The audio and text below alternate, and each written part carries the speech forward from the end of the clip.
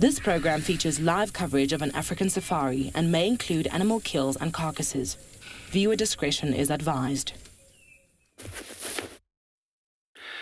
Jumbo, and hello everybody. A very warm welcome to a sunrise drive. We are in the Maasai Mara of Kenya. My name is David.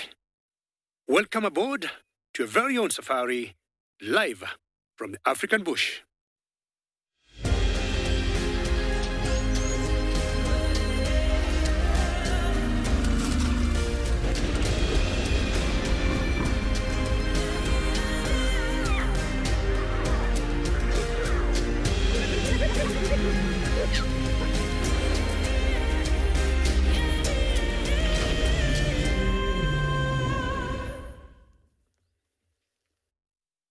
I will always say it again and again that elephants are my favorite animals, and just listen to them a couple of seconds as they are putting the grass from the ground.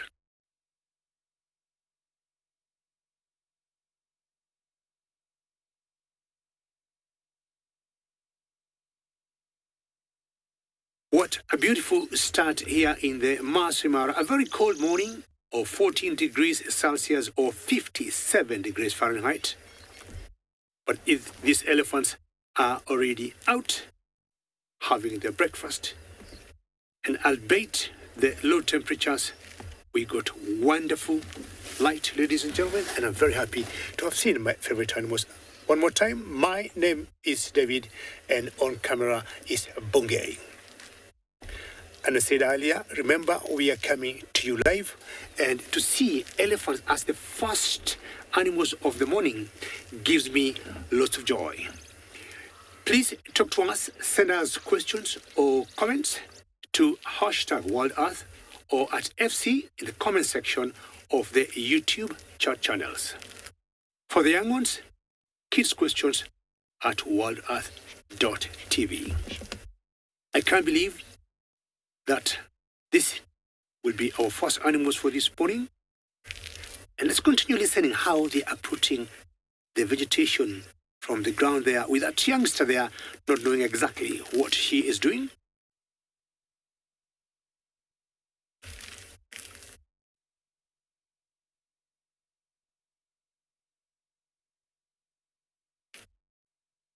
Lots of francolins, dawn birds you can hear in the background calling. And I'm happy you're loving the sounds of the elephants getting the grass out of the ground. All the dawn birds that are already up and out about.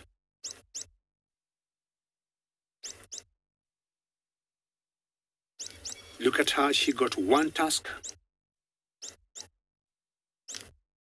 She could be the matriarch, maybe not, it could be someone else. And remember, we got many other live locations in Africa this morning.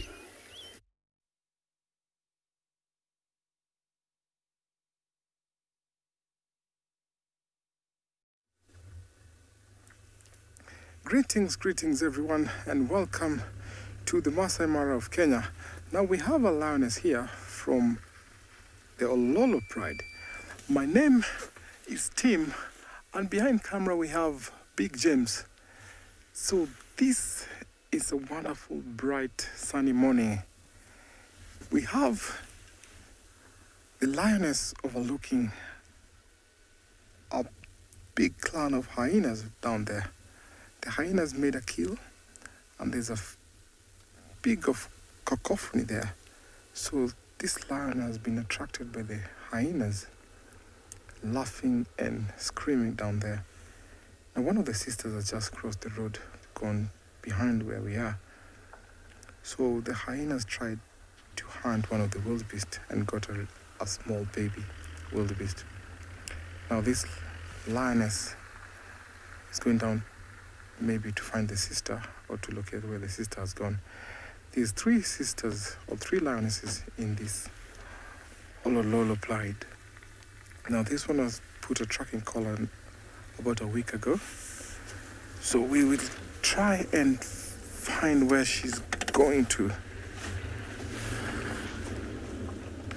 Now, as we carry on to find where she's going, let's see what she's up to. I'm sure the other sisters have gone to locate prey. There's some zebras over in the plains, and I think that's where they're heading. Now I'm going to follow them slowly. I don't know where that sister is, so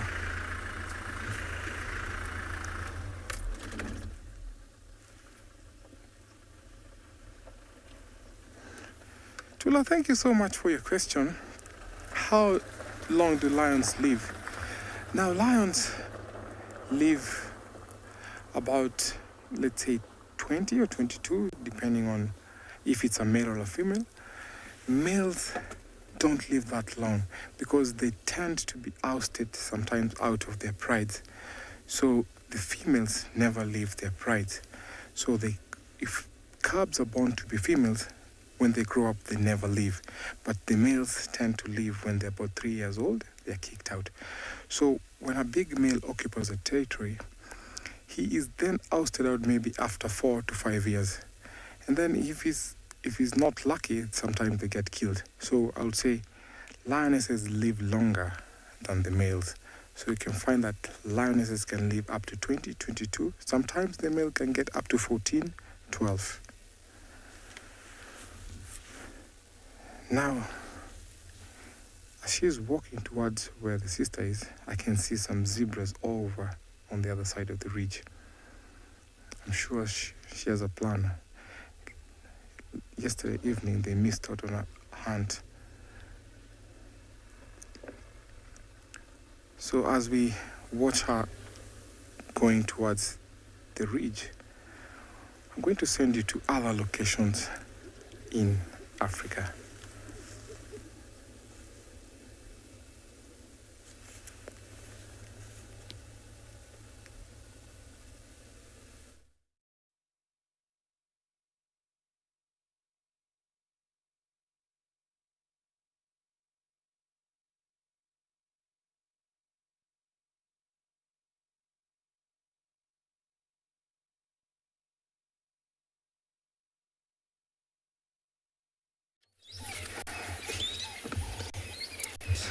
Good morning, everyone, with great excitement.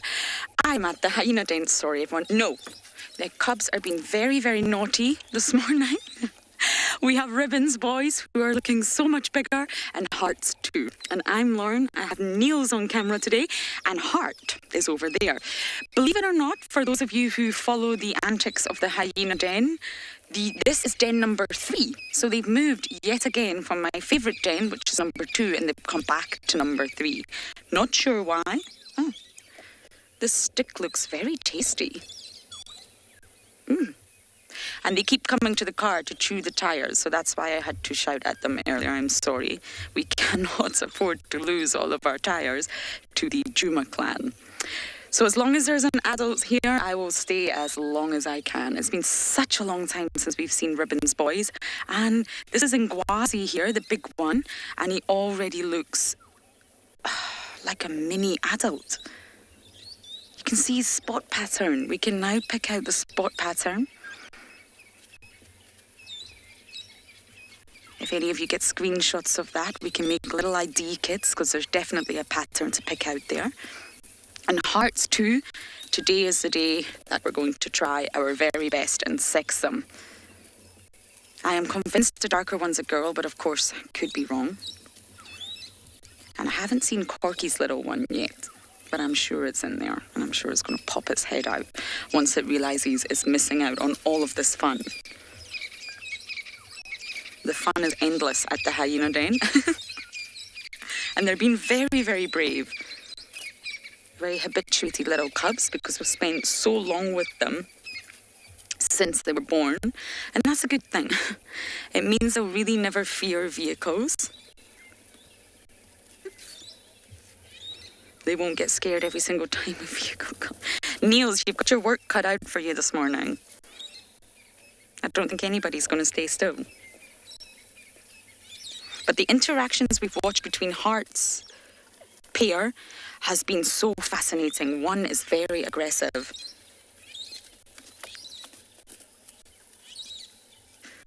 Kev, you're asking... Sorry, one more time with that question, Gwen. I apologise.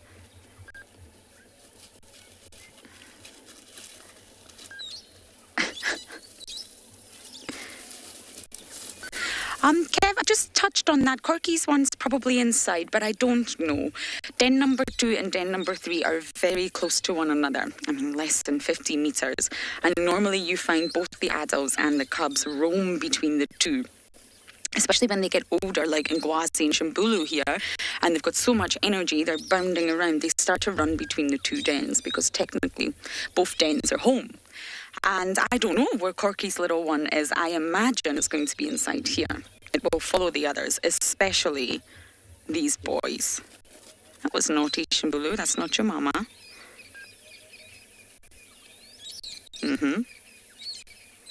And yes, we'll just sit here, sit tight, and hopefully Corky's little one will appear. Heart's pair are so brave for their size and their age, and I think the presence of Shimbulu and Ngwazi here have encouraged the other younger ones to be slightly braver. They're learning from this pair.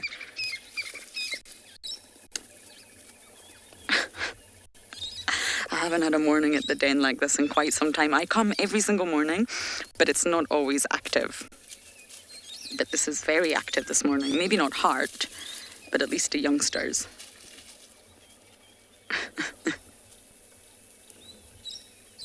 We just need them to stand still and get a good look at those genitals. I think the smaller one, the darker one's a girl. But I could be wrong.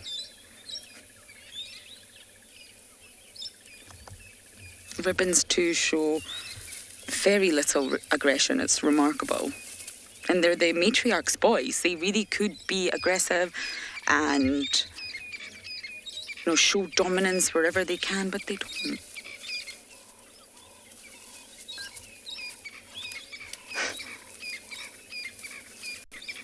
It'd be so nice if Corky's little one pops out and we can see the 3 different ages. So I don't think I need to say this, but I'm going to sit here and you guys are going to go off to another location.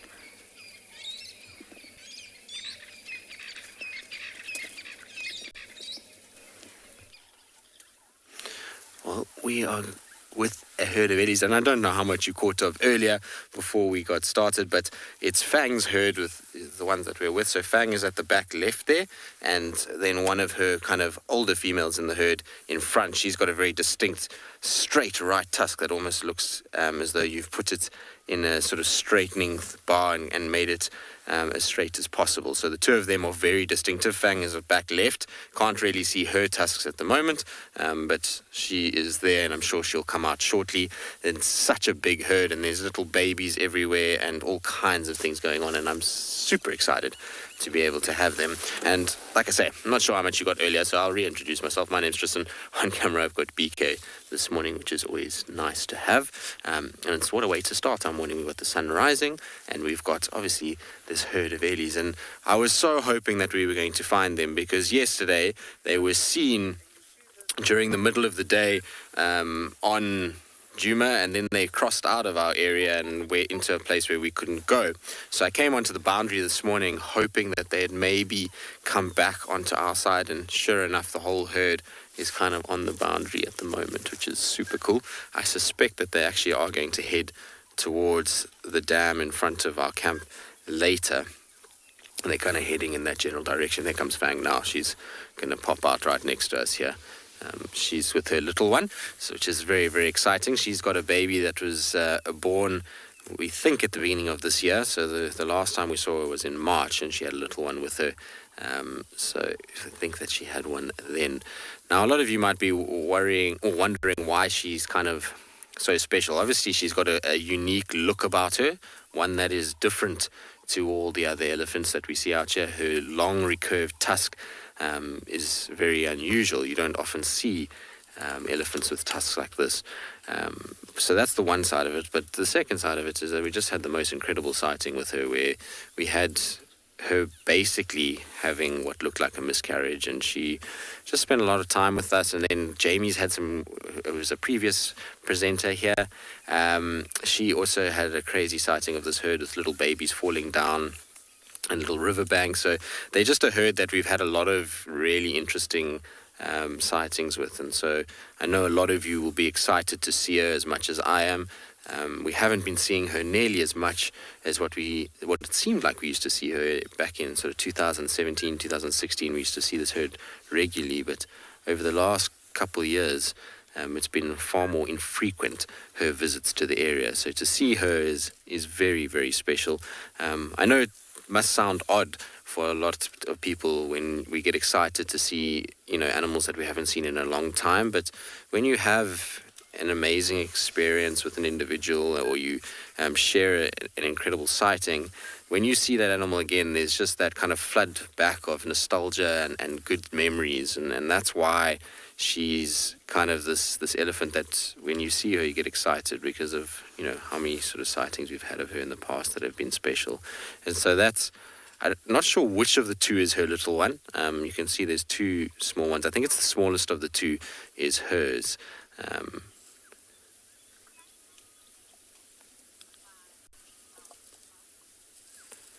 So Emily, yes, elephants can survive without tusks and do survive without tusks. I've seen many elephants, particularly females, that are tuskless, so they actually lose their tusks. Hello, girl. Look at that. Oh, she's looking magnificent, isn't she?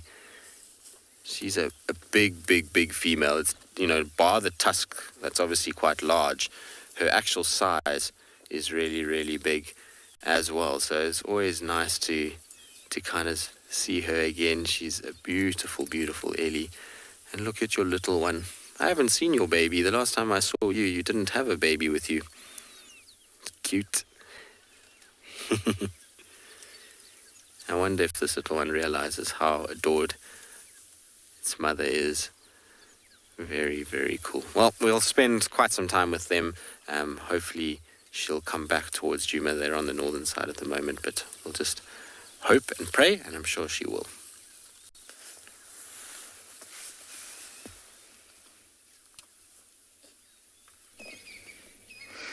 With great sadness, Heart has decided to walk away. I can still see her walking away in the distance there. So we just wanted to give you some last views of our little cubbles. We don't stay here without the adult. That's one of the sort of rules we have in place here. So, and that's probably them gone anyway. Just like that, they gave themselves a fright. So this is sad. I feel really sad. But that's okay. We got to see them. What that means is I'm now going to leave. And I will drive past the other den just in case there's any adults there or Corky's little one is there. But we have to leave, I'm afraid. At least we got to see them. I can see their heads popping back out. Oh, they make me laugh. So now I'm going to bumble on and see what else we can find for the morning.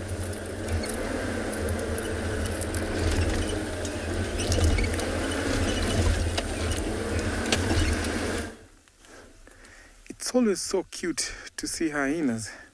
Now here we have a herd of wildebeest and zebras walking on a journey heading to the west. Now this herd was recently out of here because it had rains further south of where we are and they headed down. So wildebeest are sometimes attracted by rain. They can smell rain for up to 50 kilometers away. So around here where we are, it rained about 2 or 3 days ago. So these herds have been attracted back because of the fresh grass. Now they're grazing again, heading our way. Now, when zebras and wildebeest mix, it's very, very interesting, and they play a vital role in protecting or maybe getting away of predators whenever they're walking. Sometimes you can see zebras stop, especially the stallions, to look. They have sharp eyes, so it becomes a very good thing when they're walking together. Now, when the zebras are grazing, sometimes they clash against each other, especially the stallions, keeping off their mares away from other stallions. Now, there is no species rivalry between zebras and wildebeest, but when it comes to rivalry, it only becomes into interspecies. Now, these wildebeest have come into mass, very big herds. If big gems can pan around, you'll see how many they are. Big numbers. Now, reckon today or tomorrow, they might be crossing the Mara River. So we'll be tuned in for an exciting crossing, wildebeest and zebra crossing. Look at how they're all walking in single files. A good way of not being exhausted when they're walking in a single file. Now, this herd or wildebeest eats lots of grass. Before they came here, the grass was about 1.5 meters tall. And look at what has been left after these herds have come in. Now, the reason why they migrate is because they come to breed and to feed. So after a long journey, about 3,500 kilometers, heading north from Serengeti, this is where they come to mate. And around February, they'll be back to southern Serengeti at a place called Ndutu, where they'll give birth. So Ndutu is so rich in minerals such that the grass is very, very rich and nutritious. So when the wildebeest are nursing, the milk the calf get is so nutritious and gives them energy such that they can come all this way. Now, some of the calves you see, like the ones walking up in front right out of the screen, they're about almost 6 or 5 months old. They've trekked that journey, meaning that they're still strong and have a lot of energy to walk away.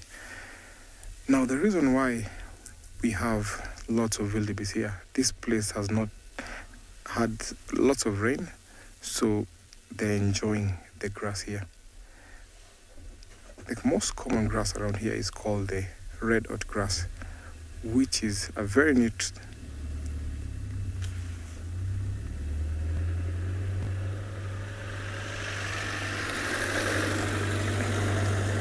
thank you for your question.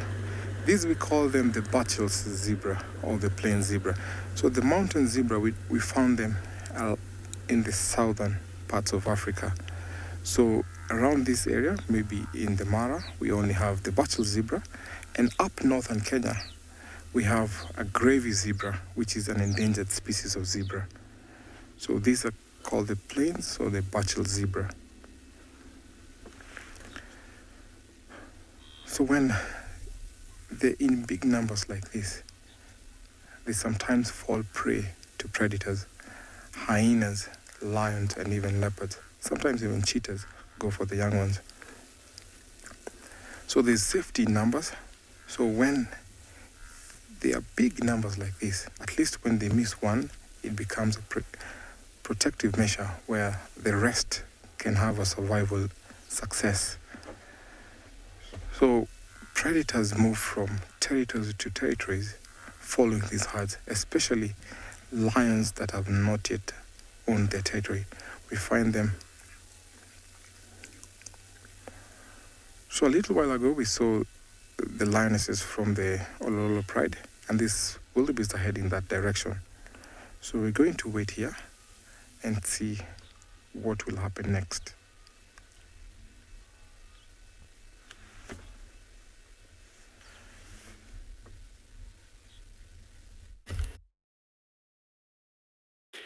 Yeah, possibly because I would say it's easy for the lions maybe to bring down a prey like a wildebeest than a huge prey like an elephant. What you got here. Now, I'm still the same herd of elephants that I started the show with earlier, because there's one pretty small calf in this particular group that has been playing with its trunk for the last 5 or 10 minutes or so, but now she has been blocked by one cow, and I'm hoping for her to come out and see what exactly she has been doing. Now look at that cow carefully.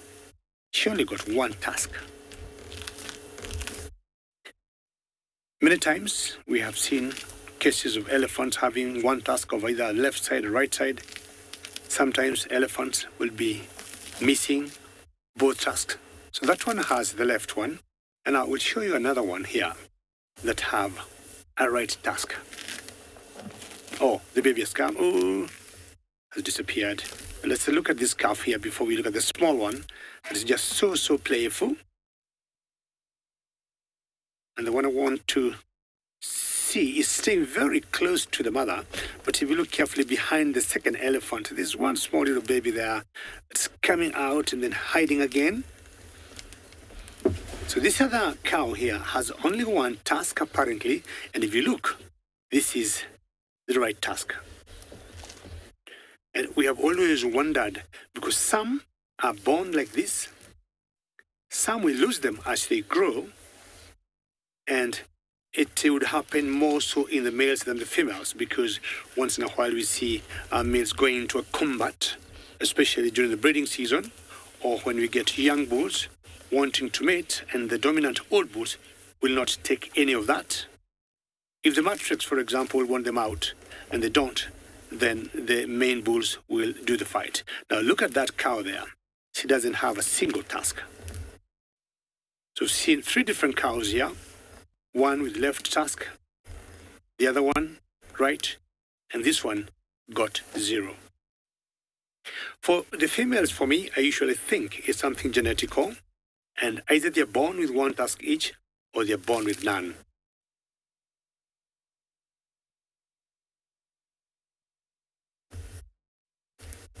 Andrea, you're asking if elephants do feel the cold. I would say they do, but if you look carefully, Andrea, to elephant skins, they're very thick, and chances are, for them to feel the cold that would affect them and make them not move, it's very difficult. In general, they are able to cope with the cold. And I hope, Andrea, you're watching that small little calf there, is the one that I've been waiting to come out in the screen, and just look how playful she is. Leave her alone to play. Okay, good. I do not think she knows what she's doing with her trunk. Sometimes these cows take about 6-8 months to start eating, or even to know what to do with their trunks. And I think she's still discovering herself. She has no idea what the big ones are doing.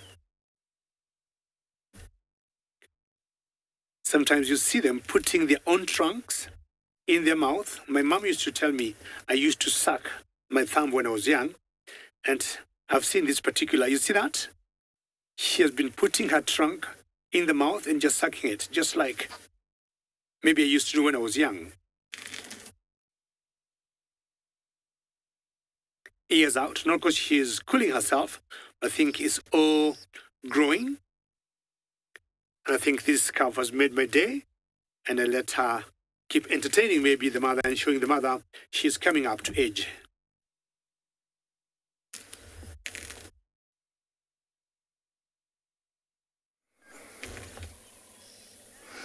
Look what we have here on the end of a branch. A flat-necked chameleon. A different one from the one that we normally see, and you see how cryptic it is. It's not that bright green color because it's not next to any greenery or vegetation. It completely blends in here to the branch. Isn't that incredible? I've been chatting about colour change, and it's quite fascinating in chameleons because they camouflage through hormonal control. They change colour, through hormonal control to broadcast their mood, not to camouflage. And it's through very, very specialised skin cells, layers upon layers of them, and they are called chromatophores. Inside these cells, inside the chromatophores, are different kinds of pigment. So depending on what type of chromatophore you have, we'll see what kind of pigment you have inside these skin cells. And basically the pigment is locked up in really, really tiny little sacs, and these sacs are known as vesicles. So when the signal either comes from the nervous system under neural control like octopus, or from the bloodstream under hormonal control like this chameleon here, these vesicles will discharge the colour. and it allows it to spread across the cell. And that's when you see colour change. So it completely gives the cell a new colour because those tiny little sacs release the colour. So it's almost like, if you were to sort of give it an analogy, it's almost like you're giving the cell a lick of paint of a different colour. And that's how the flat-necked chameleons change. It's beautiful. He's just on a branch right above us, resting, probably got no energy, solar powered, waiting on that sun getting warm enough before he goes about his day. And we speak about this a lot, but in science, they don't quite fully understand how chameleons, who can view two very different pictures independently from each eye, compute that in their brain. So to use an example, that would be like us with our right eye focusing on reading the newspaper. But with our left eye, we're watching the kettle boil for our cup of coffee and the toaster's about to pop with our toast.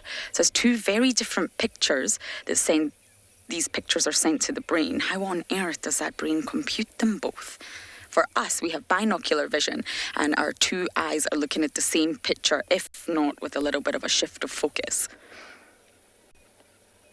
And yet the brain of a flat-necked chameleon, at least, can compute two very different pictures, and they can flit from each eye independently every few seconds. So I'm just going to read the news for a few seconds and then, I better keep my eye, literally, on the kettle to make sure it's boiled. Oh, it's not boiled. I'm going to go back to reading the newspaper with my other eye. Amazing, amazing creatures. And most reptiles really don't migrate because they can't, because they are solar powered. They are ectothermic. They get their body heat, which fuels them, fuels all the internal processes from the sun. And therefore, to migrate is very, very risky. So you won't really find terrestrial reptiles covering great distances at all. Oceanic is slightly different because, of course, your sea turtles are terrestrial, and the leatherback does do large migrations. And most sea turtles go back to their natal beach, it's called Philopatrick, to lay their eggs.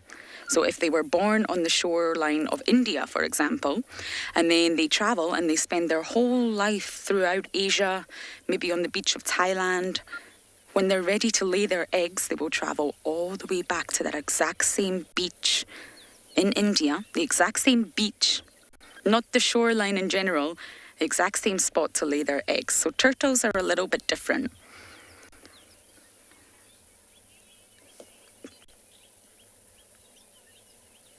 Lauren, nice name. Love it. No, they can't change to any colour. They have specific pigments in those little chromatophores in the sacs inside. And normally for chromatophores, they can come in different types. So you'll have the xanophores, and they contain the yellows and red pigment. So depending on how the colour is released or what level of colour is released will decide whether it's a yellowy pigment, maybe an orangey pigment, maybe a deep red pigment. Then they have the iridophores, and these are the cells that actually contain sort of colourless stacks of crystals which reflect and scatter light. So that gives it the iridescent, shiny effect, if you like, and it can also generate blues and whites, believe it or not, blues and whites. And then you have the melanophores, which are entirely black. So it depends on a mixture of these chromatophores as to what colours will be produced. And it's all under hormonal control, which is directly related to mood. So normally for flat-necked chameleons, on their neck, on that flap, they go bright orange, which will be from these xanophores, the yellows and reds, when it's breeding season. When the male wants to mate, he'll go bright orange under the chin, and he's telling the ladies, hey ladies, I'm ready. When they're not happy, they go quite black in colour. Or they go very dark in colour, like now when he's not warm enough. He's very inactive, and that's due to the fact that he's not powered up from the sun yet. Been a cold night last night.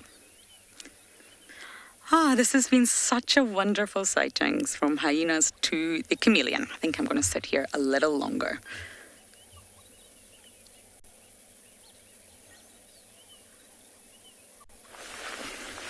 Good morning, everybody.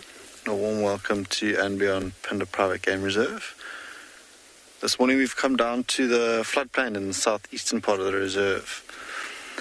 My name is Matt. Behind the camera this morning we've got Craig.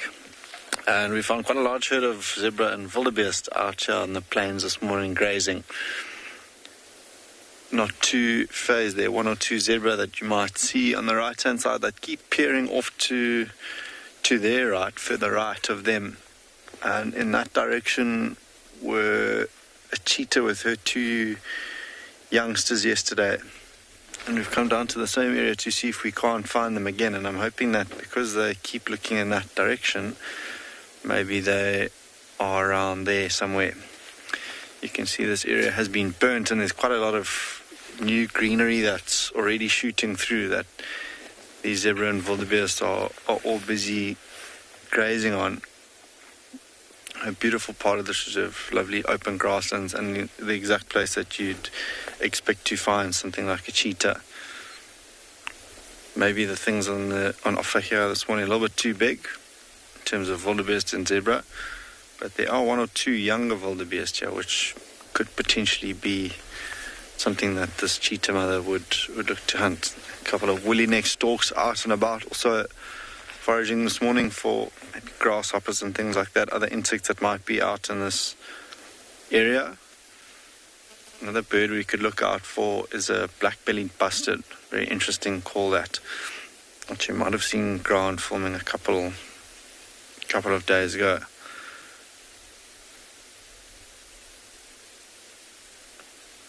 Not as much wind as yesterday, so I think all the animals have probably come out from their spots that were a little bit more sheltered from the wind. Couple of zebra, if you have a look at them in the middle now. Almost looked like those two maybe stallions. Looked like they were biting each other's neck just now, but they seem to have stopped now. Maybe younger male zebras just trying to establish dominance in amongst themselves.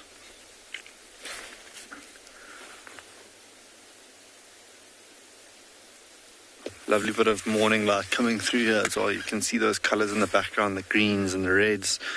There's a lovely tree as well, which stands out in the distance beyond these zebra up, a little bit further up to the right, a fever tree, which in the local language they call Mtosinga or Kanyagude, which means a tree that shines from afar, and you can see exactly why now. As Craig pans over, it almost sticks out like a sore thumb. Beautiful trees, as you often find them in vegetation that's got a little bit more water. There's the Munyawana River that runs behind us here to our right, which is currently dry, but we're coming up to the time of year where this area would fill up and we'd see a lot more bird life out here. And for those of you avid twitchers, something like a black kukul also makes an appearance. But I'm going to see if we can't find those cheetah who were left here yesterday.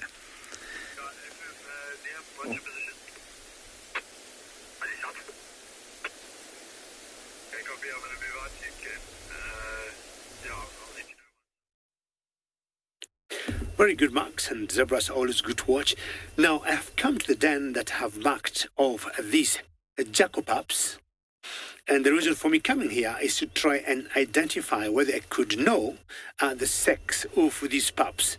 The one that just got in the frame right now, I just saw her having a wee and have confirmed that one is a female. That is the one on the right. Now, the other two, I'm yet to know whether they're boys or girls, but the one on the right I have known is a female. Now, these are Jackal pups. And when they're born, they'll always stay in the den for like almost 10 days because they're born blind before they come out. And anything after 6 weeks, the mother or the father will always try to bring them out. Like now, they're definitely over that age. And you can see how playful they get. And what I saw them holding was some buffalo dung in their mouth. That's what they're playing with. It's pretty hard. And just like any other cubs or predators, that's very normal. They are full of energy, strengthening their teeth at the same time, if not sharpening them. I'm sure currently they all got the milky teeth. You see how playful they are. So the mothers will always leave in the morning and go out foraging or looking for food, but they don't stay for long or don't go very far.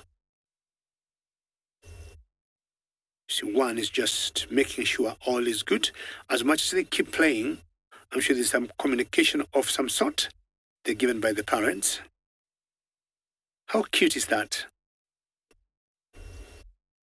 Do not swallow that. You are strictly carnivores. So that dung will not be very healthy for you to eat.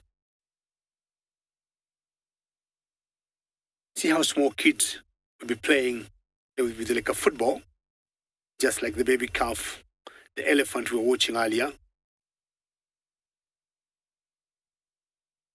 And anything after about 2 or 3 months, they'll start, tagging along with the parents when they go out foraging or hunting for food.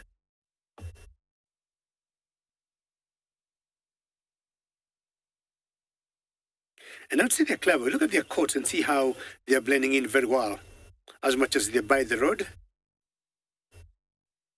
And I agree with all of you that these pups here are quite adorable, and especially to see them play. In the villages where we come from, we have always been very careful when we see adults of the black-backed jackals. We got 2 types of jackals here in Kenya. We got another one that's called the side-striped jackal. But this particular one here, when it is in the villages and they interact with the domestic dogs, they have been of major concern because they do carry diseases like rabies or canine distemper. And anytime there's a huge outbreak of rabies, we have seen, unfortunately, the dogs, either if they do not get the jabs, they are always shot dead. And unfortunately, if there are any jackals close by, they're also shot dead because I would say the black-backed jackals are very big vectors of rabies.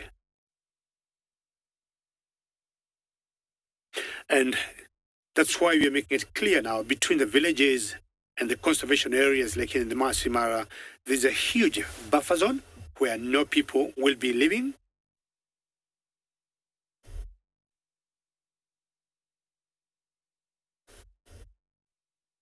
Leslie, that's a very good question. You're asking if one of them looks smaller than the other 2. Yes, it would happen. Jackals will get anything from 1. The biggest litter I've seen of pups is about 9, but an average of 2 to 4. But just like, if you look cubs or kittens of Savo cats or cubs of lions or cheetahs or leopards, you'll always get either 1 or 2 being smallish. And all that is genetic. But if you look carefully here, one looks slightly bit smaller, and even her coat looks different. I've been able to see the parents of these pups here, and the father looks like the smaller jackal in terms of the coat, and the mother looks like those 2. You see the one in the middle there? Look, her coat looks a little different, and not as shiny as the other 2. So the one on the left, which to me looks smaller, is just like the father. The other 2 on the right, they look like the female. Well done, pups. Keep playing, enjoy the sun, grow to bigger jackals where you'll be able to hunt yourself as we take you to another location.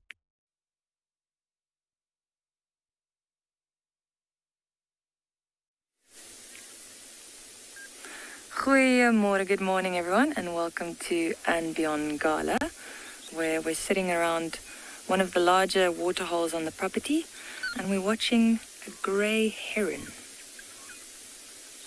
So the reason we're on this side of the reserve this morning is that there were reports of wild dogs in the area, and we haven't seen any signs of them or heard them just yet, but that's exactly the reason why we're at the water hole, just hoping that we might hear them. If they were successful, they usually call each other in with like a woo, woo.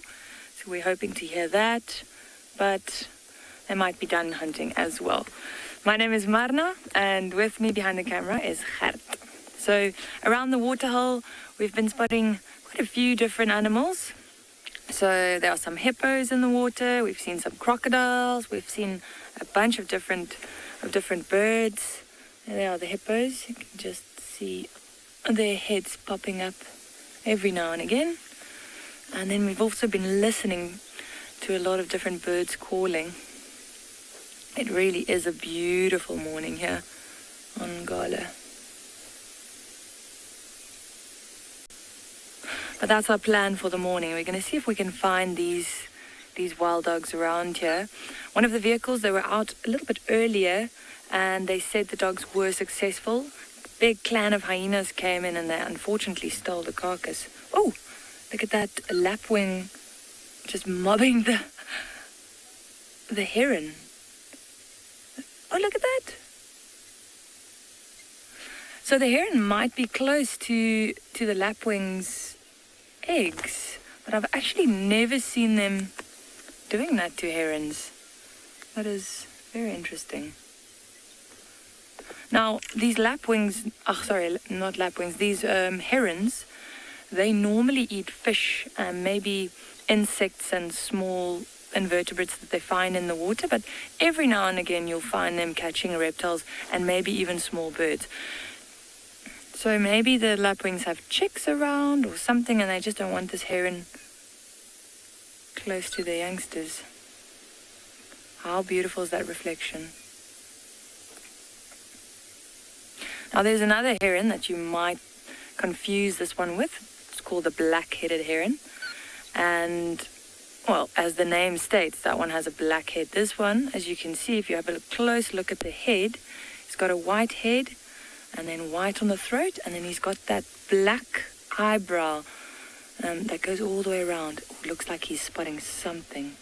Look how carefully he walks into the water. Let's see.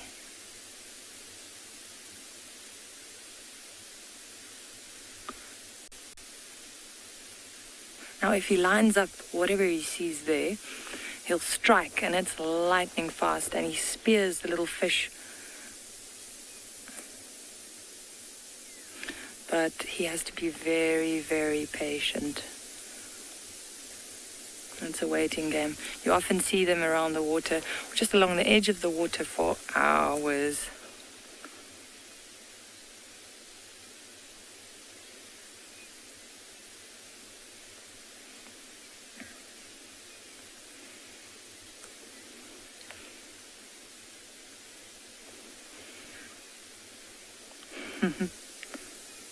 No, he's given up on that one. Next spot. Every now and again you can see little birds flying on the bottom of the screen as well. So then little red-breasted swallows also swooping across here and skimming the water. We're going to sit here for a few more minutes, and then we're going to continue our search for the wild dogs.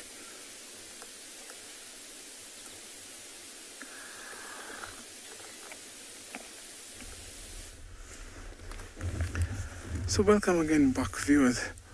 We've left the Olololo Pride and we've come across this pair here. Now, this male is called Doa. He comes from the Bilashaka Pride, and I think that lioness comes from the Mugoro Pride. They've been mating for about maybe 3 days. So we've just missed the mating, but I reckon that after about 20 or 30 minutes, they'll be back again. I suspect this is almost towards the end of the mating time. Now, lionesses become sexually reproductive for 2 to 4 days, about once every 2 years. If that means that she was successful to raise her cubs to winning. So when lionesses lose their cubs, they come again into heat as little as maybe 4 or 3 weeks. So we're hoping that this will not attract another male here, because as soon as another male comes, he will fight off this guy and try to mate again with him.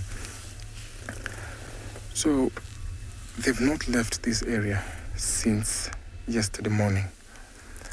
When the lions are mating, they isolate themselves and go mate, and the female again will, after the mating time, she will go back to her pride. And after about 3.5 months, she will isolate herself again to go and choose a den where she will give birth. So at the time when she's raising the cubs, she doesn't associate herself much with the rest of the pride. This is because some members of the pride, especially the young or teenage lions, can be so playful and sometimes harm or injure the little cubs. So when the cubs are about six months old, that's when they're introduced to the rest of the pride. So let's hopefully that this will be successful and she'll get to give birth to very healthy young little cubs. It's warm here, so at least she's getting some sun. But as soon as it gets hot during the day, they will pick up a spot where they shade and rest. Now mating carry on about 4 times in an hour. So it can be up to 50 times during the mating time. So these two, after the mating time, will isolate themselves, and the male sometimes join other pride, or maybe go back to his brothers, because he has a brother called Kibogoyo, and I'm sure they'll be patrolling the other territories where they'll find some other lionesses, maybe in estrus, and also maybe sometimes find food to eat.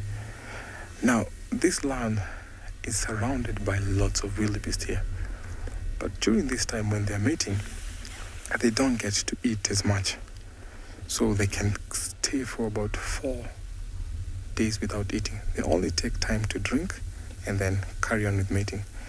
So during this time, this male is so protective of her, such that he keeps other male or other intruders away from her. If he had a brother with him, he will just definitely keep off the brother.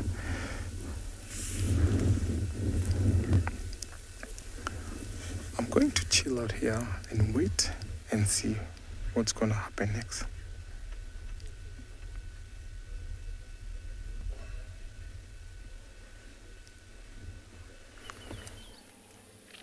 Well, look who we found. The Nkuhumas. These lionesses have got their heads up, Niels. These just over here to the left. Something's alerted them.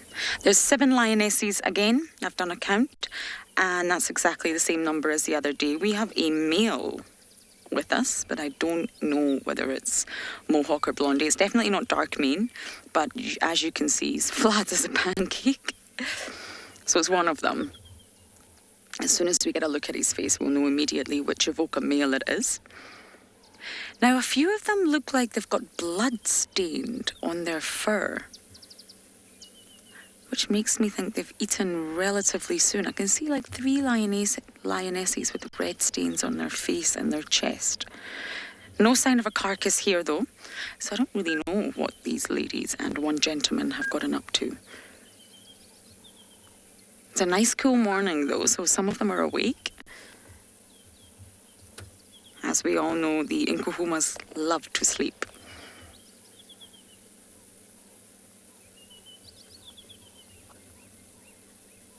I think they're sleeping sitting up, actually. If only we could all do that.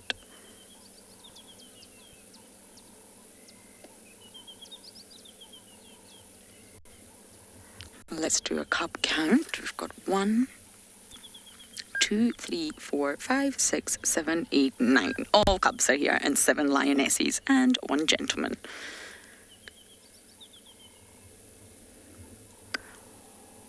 I thought I saw Nicky the other day, but I think I could have been wrong. What we'll try and do is when we get a good look at every single lioness's face, we'll identify who is here and who is not here. I've seen Purple Eye already, so we can check that one off the list. but it's not easy when lionesses are lying like this. It's very sweet though, the lioness and the cub there. I think that's one of Reginald's boys' cub. You see how big he is? He's almost the full size of a lioness. We can just go back, Niels, to the cub. That's it, here. You can see he's almost a full size. The one lying next to the lioness.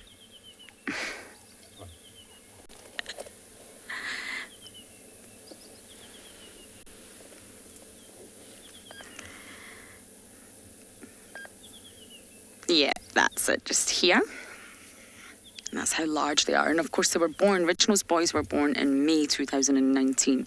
They're well over 1 year old now. Almost 1.5, 1 year, 4 months. I had to calculate that. Sometimes I forget which month we're in. Substantial. You see the red, that's the one with blood on her chin. So they've definitely feasted on something. At some point, somewhere. How mysterious is that? We had them on the property just a few days ago. We thought they were going to hunt and they crossed out, as the predators tend to do. Oh, many of you are talking about how quickly the lion cubs have grown. I know, it's been incredible watching them from last year. The minute Reginald's had the 2 boys, it just went on, and the Nkahuma pride slowly got bigger and bigger, which is great news, and they needed it. They have suffered a lot of loss in the past, the Nkahumas. Next was Amber Eyes. She actually had 4 cubbies, and it was 3 females, 1 male, and this was at the beginning of July 2019. And then it went on to Purple Eye.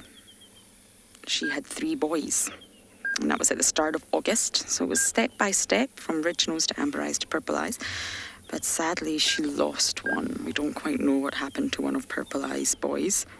And then it was the youngest lioness. She had 4 cubs. And they were tiny. I remember Beaky and I found them, along with Steve and Davy. And sadly, she seemed to lose 3. But her cubs came in early December last year. So it was staggered. But as you know, lionesses all allo suckle. And the drive behind the lionesses in a pride is get your cubs as big and as strong as quickly as you can. They're born underdeveloped. They're born altricial. But the role of all the lionesses is to get all the cubs. That's why they allo suckle. That's why they're introduced to meat so quickly. They have a sort of diet of meat and milk from about 8 weeks old, if not a little bit earlier, to get them ready to be lions. If they stay weak for too long, the survival rate would be next to none. Same with hyenas. That's why we see them bring carcasses back. Get used to the taste, get used to the blood.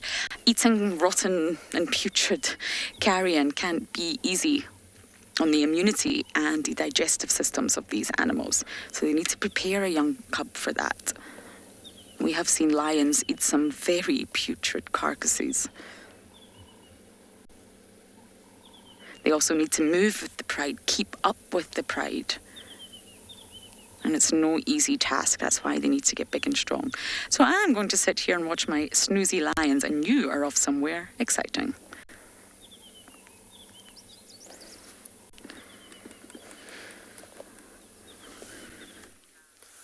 Well, we are with the little princess, so while Lauren watches the lions, we were driving around and we stopped for a hyena that was walking through the block just to see what it was doing, and then we heard a sawing, and then we heard a whole bunch of impalas alarm calling, and we've managed to find the little princess. But she is on a serious mission this morning, so not only is she calling and scent marking, but it's also the distances that she's covering at the moment. So last night she was seen very close to the camp on the camera at around 6:30. She was then seen at 9:30 at night on the northern side of Buffelshoek.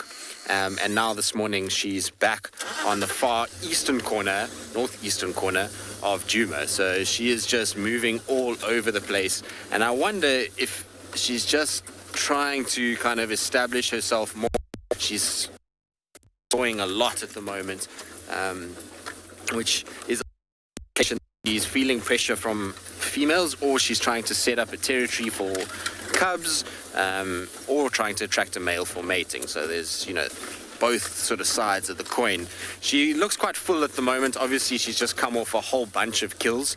We know that she had a Ngala, the remains of an impala, well, half an impala, if you want to call it that, and 2 scrub hares in the last 4 days. So she's well fed at the moment and is looking nice and full and healthy. Isn't that beautiful in this golden night? Now look how she's sniffing around. She's right in the area where we've been seeing Thandi a lot in the last few weeks. This is an area where Thandi has been hunting a lot of the time because her cub at the moment is inside Torchwood. So for those of you that didn't get an update about it, the cub was seen yesterday after evening and around sort of 5:30ish at Torchwood Dam, which is from where we are right now, right east, but not very far. And so Thandi's been radiating, obviously keeping the cub there and then just going and trying to find food. So it's interesting that Kalamba is in this area and calling. I'm pretty sure that will attract the attention of her mother. Her mother is not going to be that impressed.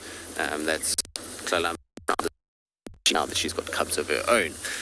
She's not going to want Kalamba really near her new litter. And so you'll find a situation where she's going to probably respond to these saws and try and see if she can potentially kind of establish a boundary between her and Kalamba on this eastern side. Okay, well, we're going to continue to follow her. She's moving quite a bit. Hopefully she'll settle at some point.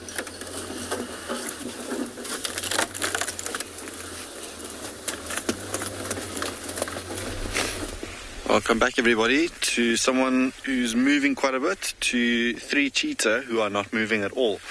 Although now the one you can see in picture is now sitting upright, and there's quite a bit of grooming going on there in the distance with one of the youngsters with its mom. But we struck gold this morning. We've come out to where those zebra were looking, and we've managed to find the 3 cheetah that have been lurking in this area.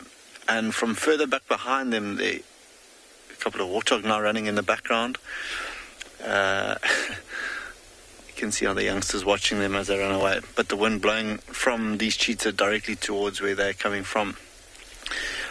But I noticed a couple of yellow-billed kites that were taking off from a specific spot, and they all 3 of them have bellies that are relatively full. So I wonder if Mom didn't catch something there yesterday, sometime during the day, that they were all feeding on, that then those yellow-billed kites had sussed out from a height that came to investigate. But now the 3 of them, you can see the youngsters are now up. I think that's just the warthog that caught their attention that they're busy looking at now. Mom is still lying down off to the right-hand side. And now you can see those bellies of theirs who are all, or at least these 2, relatively full. So I think that's exactly what it was. As they lay there, it was just the white underbelly. Beautiful little bit of light coming through on Mom there, as you can see her looking at us now on the right-hand side. And I'm hoping that they don't walk a little bit closer to us out towards this open area this morning. Got a feeling today's going to be another hot day, so they might move a little bit, quite bare where they lie in terms of shade. Well, they were lying in a little bit of a patch of shade, but they might just move to an area that offers a little bit more shade and shelter from this wind.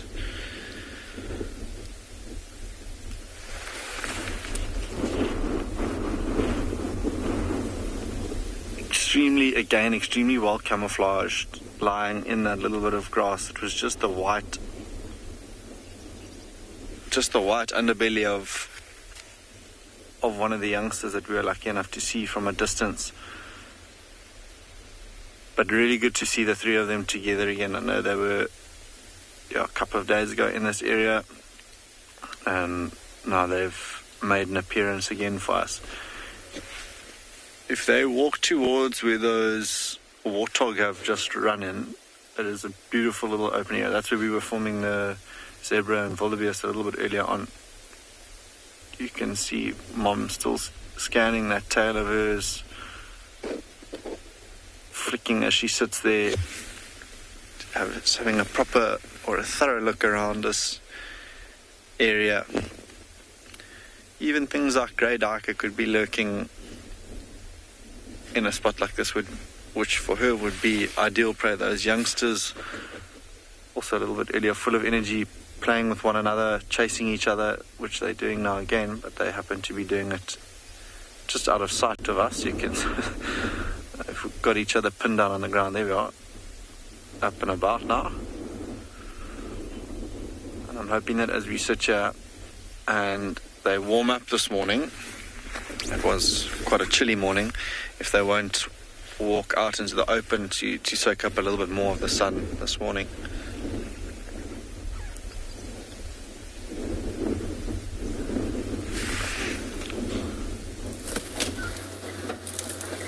Well, I think somebody's also looking for a little bit of sun and waking up is Kalamba, although she seems a lot more awake already. She's kind of everywhere at the moment, and she's scent marking a lot. She is definitely laying down markers as to where she wants to be. Every single tree that she walks past, she's lifting her tail and spraying at the moment.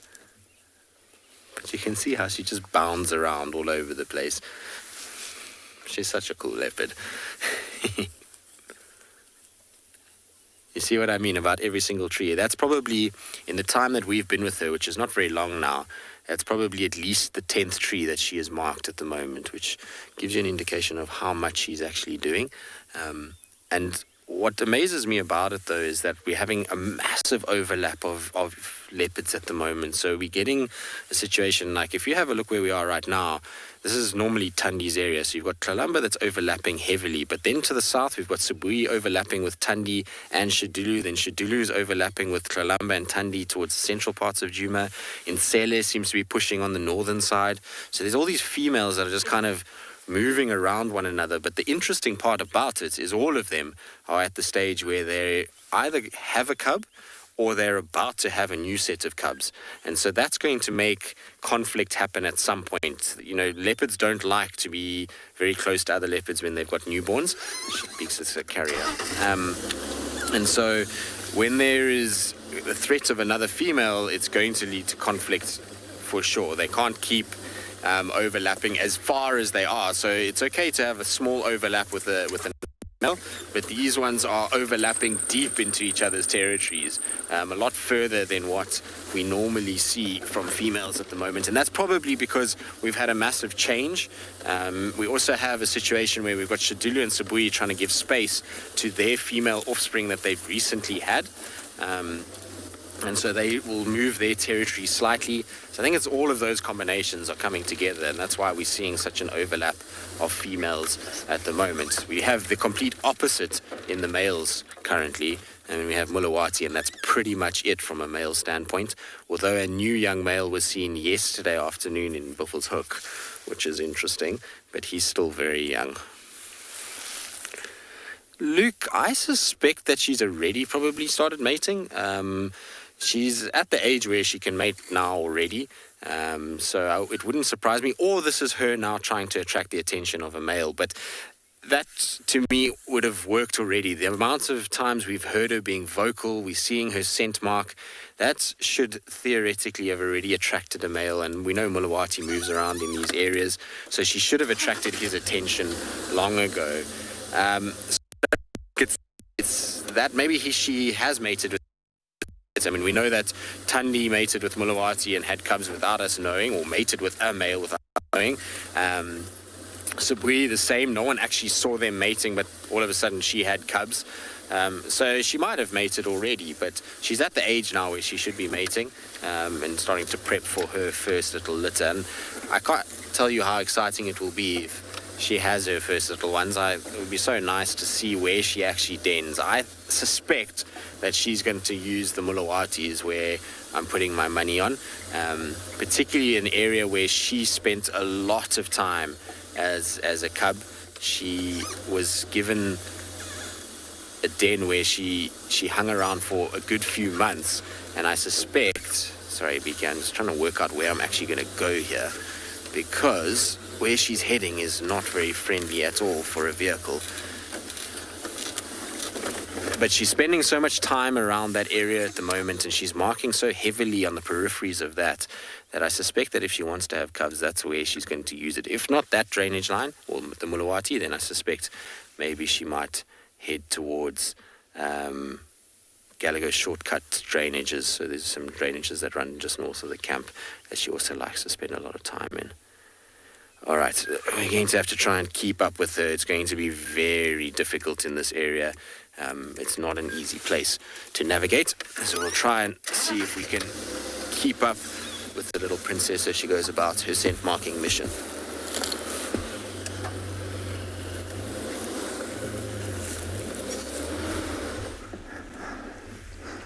Leopards are one of my favorite cats, and whenever I see one, get always so excited. Back to our lions here, they're not active as much. Since the first mate from this morning, they've not gone for the second round. So I reckon they're going to take a while before it carries on again. But this male still seems energetic and determined. Oh, he's up again. See if what's going to happen now. But this female sometimes gets so angry and keeps him off.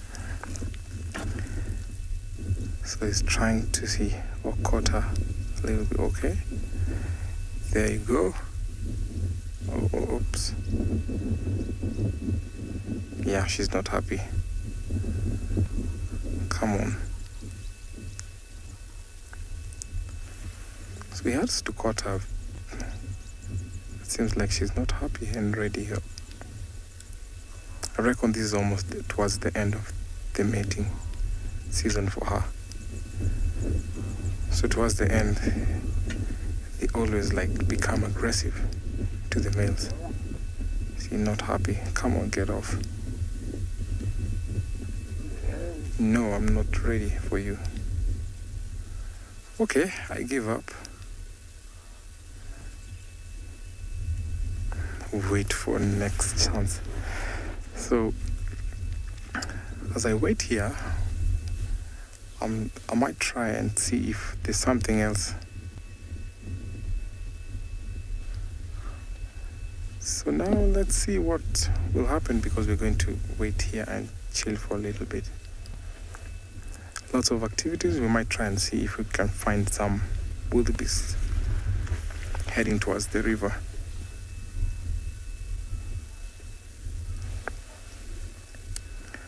So he's going to chill out with him there, but not quite sure if she's going to be ready again. But let's wait and see.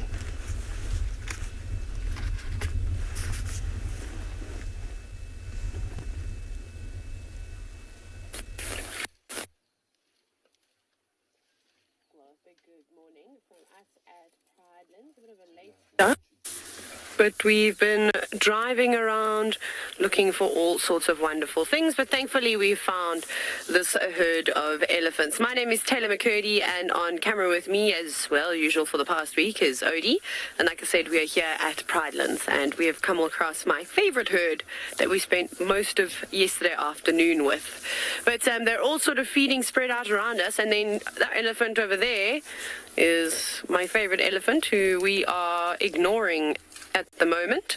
And she's been not too cheeky.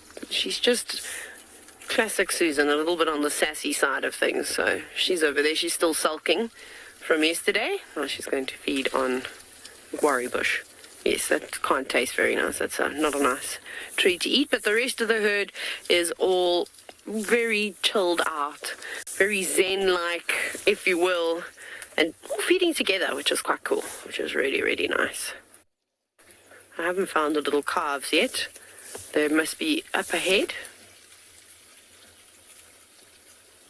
But this is so lovely. It's such a privilege to spend every single day with elephants, and especially the same herds over and over, getting to know the dynamics. I do wish that I could follow them for longer periods of time, because we do typically tend to lose them as they move through these densely vegetated areas, and then I can't follow them because I like to try and figure out who the matriarch is and sort of learn a bit more about this herd's dynamics and what sort of goes on in it. It's not a huge herd. There's not that many big cows. Well, there's only the 2 really young little ones in here. What are you doing? It's amazing how they twist and they use their trunks like that, hey? It really, really is special.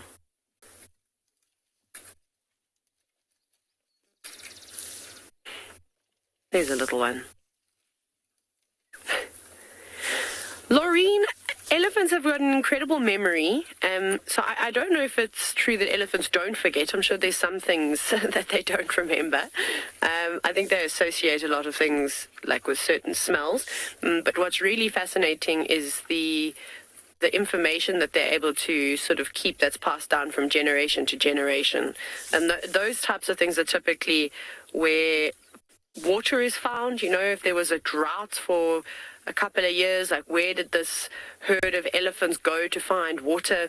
And that information is then passed down so that when there is a new matriarch that comes up within the herd, because obviously, unfortunately, elephants can't live forever, is that if there happens to not be any water where they're used to finding it, they can go, okay, well, at one point so-and-so, my great aunt went to this area and she was able to find water there during these sort of hard times, or places that are, you know, really good for grazing and browsing. So that type of information, is typically what they are able to remember, which is fascinating. And remember, they're highly intelligent as well.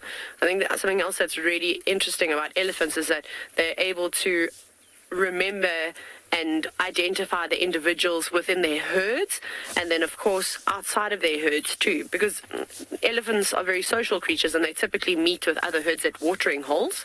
And obviously this is a common place, and in an area like this there's not lots of water everywhere, and they'll socialize, and I'm sure that they will remember those interactions too and communicate with one another that way. Sometimes they can be a bit standoffish, though, with other breeding herds of elephants, but that's typically during the drier periods when there isn't much food available and water is also starting to disappear. So then they want to obviously make sure that their herd is the herd that gets a drink. But it really is so fascinating, and I'd love to be able to get into the mind of an elephant.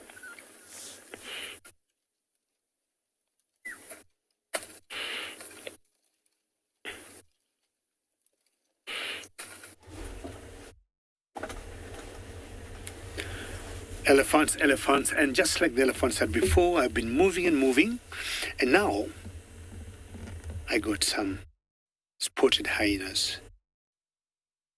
Look at them carefully. There were 3 of them. There's those 2 feeding, and another 2, 4, and there's a few of them that just left. And with all the wildebeest and the zebras you've been seeing with Tom, with Timothy rather, I'm not sure that the vulture is coming to land there. Let's see, could be a vulture, yes. Another type of scavenger. With all the wildebeest and the zebras you have been seeing with Timothy, this is exactly what transpires. If you look carefully, we've got so many scavengers that are landing there. We've got so many vultures that are coming to the site. And the pecking order here is, I'm assuming, some lions must have brought this prey down. To me, it looks like a wildebeest, but the pecking order is, in general, hyenas first, then vultures number 2. Possibly jackals number 3, like the parents of the jackal pups we had before.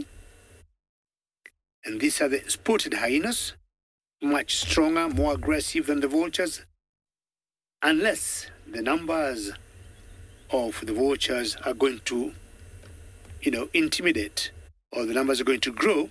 Slowly, they'll keep coming in, and you'll see them how they're going to intimidate the hyenas. Let's just watch.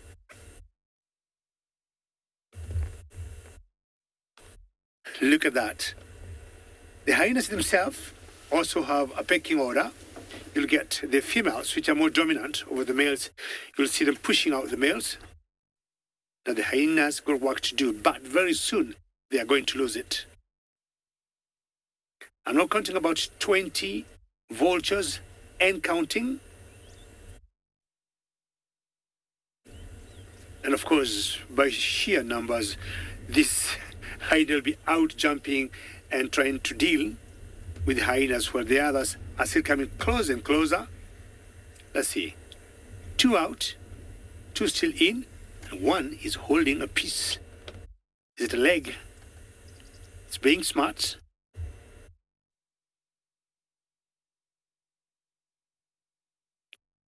And they'll want to wait here as you're taken to another location, and I'm going to see what will unfold.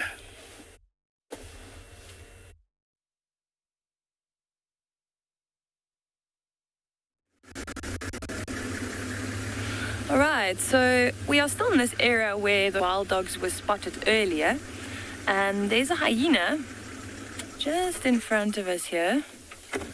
She was walking in on the road just in front of us for quite some time now, and we've spotted quite a few of them. Now, these are master trackers, so a lot of the times if you follow a hyena, they might lead you to a predator. I've read that they can hear predators feeding from up to 10 kilometers away, and they've also got an incredible sense of smell.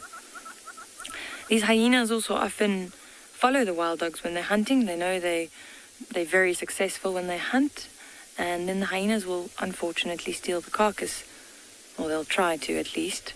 And like I mentioned earlier, that's what happened early this morning. Let's see if we can catch up with her on the road there. I think she looped back.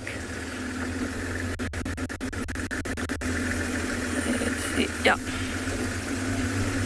There she goes. Now, it's heading in the direction of that waterhole that we had the heron with, so maybe it's already got a full belly and it's just going for a drink.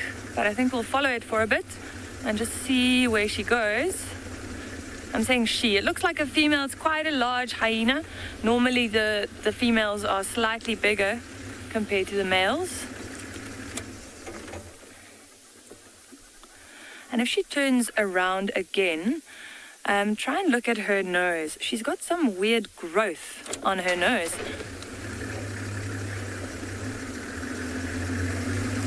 All right, we'll keep following her and see what unfolds here.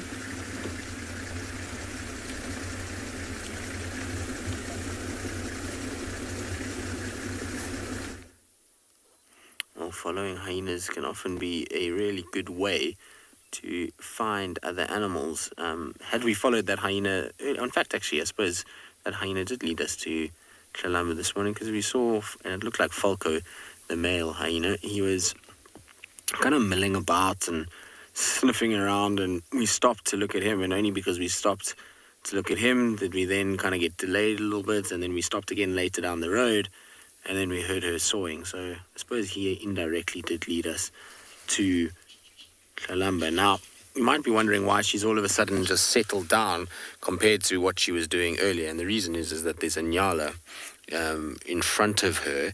It's near impossible to see it at the moment. The Ngala is kind of just standing dead still. It's about 40 meters from where she is, and I'm trying to see, it's a female Ngala that is there, but I'm trying to see if it's got a little baby, because it looks like it's on its own.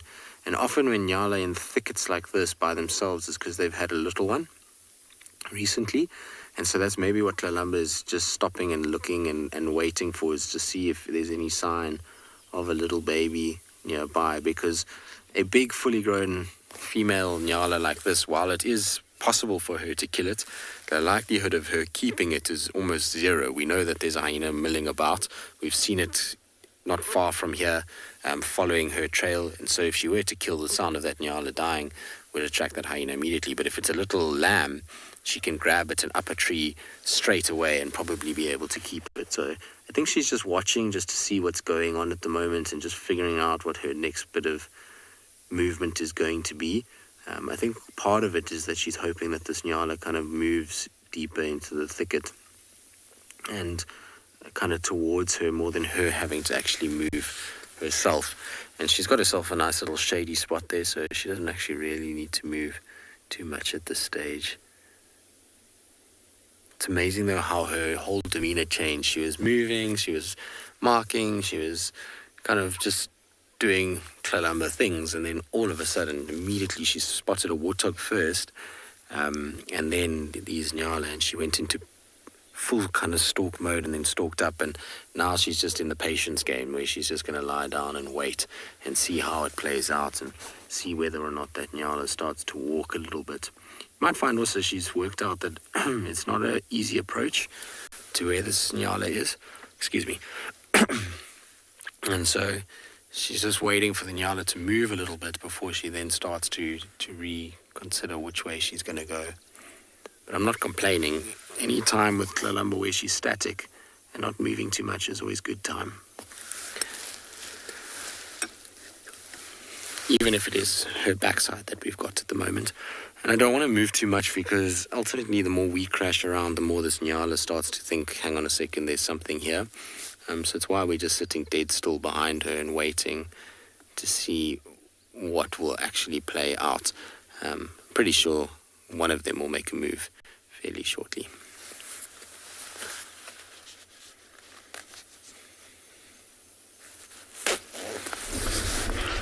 Welcome back, everybody, to andBeyond Phinda, where just like we thought, these three cheetah have come a little bit closer to where we were. The wind, like I was saying, was blowing from us to them, and they'll often walk into the wind because if they happen to come across something, it's not going to smell them. But they've now found a patch of grass to tuck themselves away, and also lying on the side that's a little bit more sheltered from the wind. But they all were standing up at attention just now, just watching a herd of zebra walking past. And maybe for a mom like this, if there was something like a small foal that she could potentially hunt, she might do so. Opportunistic cats, they don't know when their next meal is going to be, so she has to, with these two young males to feed, constantly be on the lookout for food. And open areas like this are particularly good, especially because there's this new greenery that's just coming through with a little bit of rain that we spoke about earlier, that we've had the fresh green shoots now starting to come through. A lot of plains game, impala, zebra, wildebeest, all out in the open feeding. It obviously gives them a good opportunity to see something like a cheetah coming from a distance. But where she's lying, she's almost tucked away on the edge of the opening. So if things like impala do come down, she might have a good chance of catching one. It is starting to heat up quite a bit now, so I don't think they'd move much more this morning from where they are. But you can see they're always particularly vigilant, especially this morning.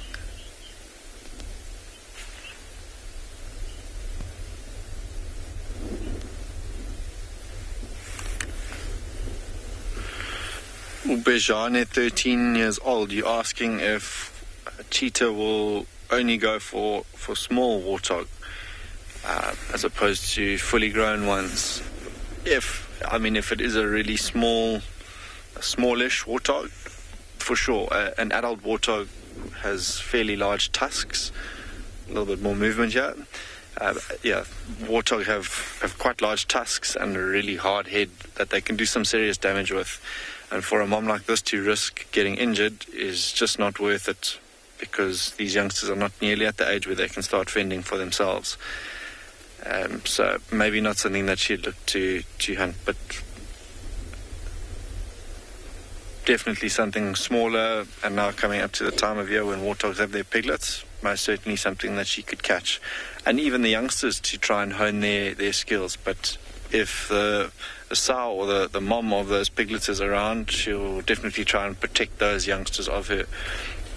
And again, could cause some harm to these cheetah. So maybe not the preferred meal of choice, but there were one or two that were running around here earlier, which I don't seem to see at the moment. But they too are loving this new greenery that's now coming through. You might a little bit more of a reshuffle, I think, just out of the sun and into the shade of that thicket. I might this morning just leave the three of them be. I don't think they're going to go too far. A little bit more playtime, but yeah, leave them be and see what else we can find this morning.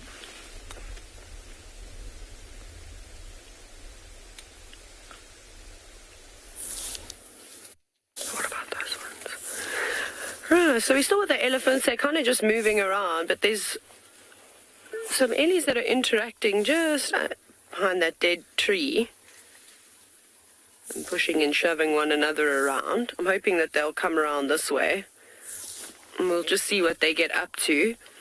And the thing with elephants is that they're constantly, obviously, eating. They need to eat for long periods of the day. But they also will, like, feed around in circles, and then they go one way, and then all of a sudden they turn, and they go in the opposite direction. What are you up to? Two bulls having a bit of a tussle, just testing out their strength. Not particularly big. You'll probably find if a cow comes through here, she'll get quite annoyed with them and reprimand them all for making noise. The third one has now also come to join in. It's very difficult to see just because there are so many trees, but I'm hoping that they'll just push one another into an open space. But this is typically what the boys will do. They get all flustered, and then they have these wrestling matches with one another. It's not anything serious, but it is vital for their development. I think I might have to reverse a little bit. Going to go back. Just here, there's a young bull that's just about to pop out. So I think we'll try and have a look at him. So it's going to be an abstract view just because of all the branches. I don't want to block his way.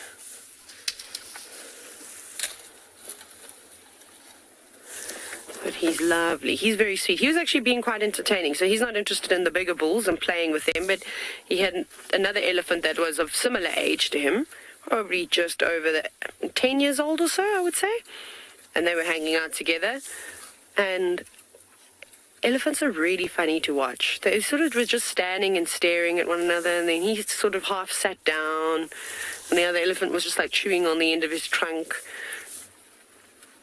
It is really funny to witness, but now they've gone back to doing what they do best, and feeding.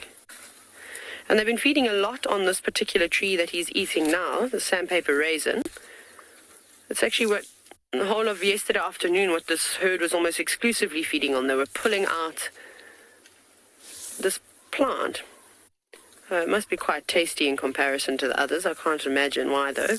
But also, what's quite nice about the sandpaper raisin is that it's not particularly, like, tough.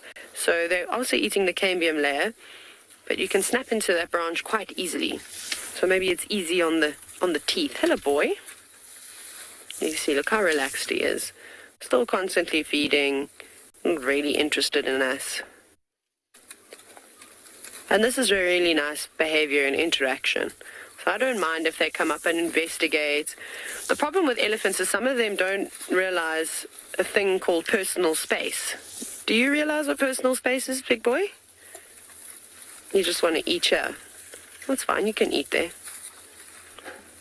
Hey, boy. He's very gentle. Not really wanting to come up to the car. He doesn't want to intimidate us. He's just literally just feeding around the vehicle, which is so awesome.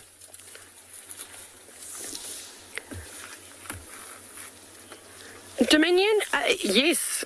If there happen to be two really big bulls in an area, say, where there is a cow that's in estrus, they will fight. And it's not uncommon for them to fight to the death.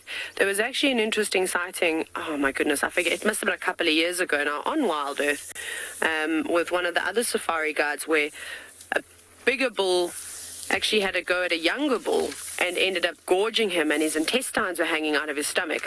You can imagine this elephant later on died from his injuries. So yes, it does happen. So he must have just been super frustrated and angry, but he properly went out and he sought after that elephant to really kind of finish the job. Sorry, I can't really move right now because we've still got that young bull right behind the car, so apologies for that. Once he moves, I'll reposition. But then, yes, when you get two elephants of equal size pushing and shoving at one another, it's quite spectacular. It really, really is so intense. It's not something that you get to see all the time, but it definitely does happen. You might even be able to hear these young bulls are getting a bit rough now. Look at that. Here we go. Look for the dust. Sorry, they were fighting just in that gap. You can see how they've stirred up all the dust now, and they were getting quite annoyed with one another. There was even a bit of vocalization. So it's gone from being a little bit playful, seeing like an arm wrestling match to see who's stronger, to now they've added in some karate moves. Now they stop and they feed. And then they'll start again, you see? How they start challenging one another. It's always this sort of walk. And sometimes they'll put vegetation between themselves and then rush at it and try and intimidate their opponent. But like I said, this is not a serious fight. These are just bulls that are tailing this breeding herd. I don't think that they belong in this herd anymore. I think that they are just hitchhikers that have been picked up on the way.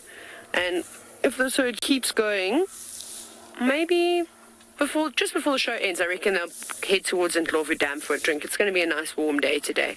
And their feeding has changed again. They were heading sort of south, and now they've done a big loop, and they are heading towards the east in the direction of camp.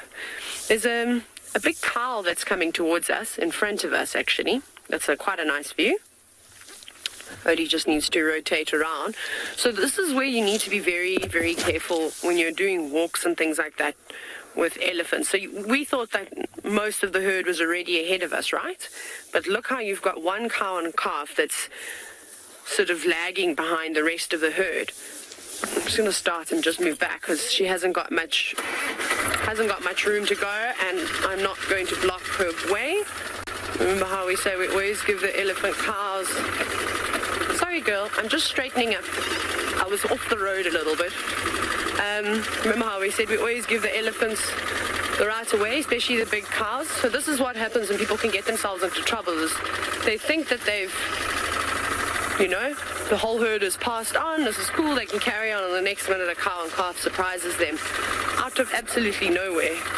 So you have to be careful. I just want to give her space that if she does want to walk past, she's got more places to sort of funnel through.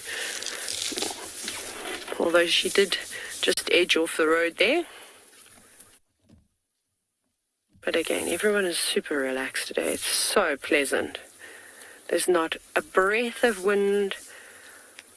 You just hear the subtle sounds of the birds chirping, and then, of course, the branches crunching from the elephants eating.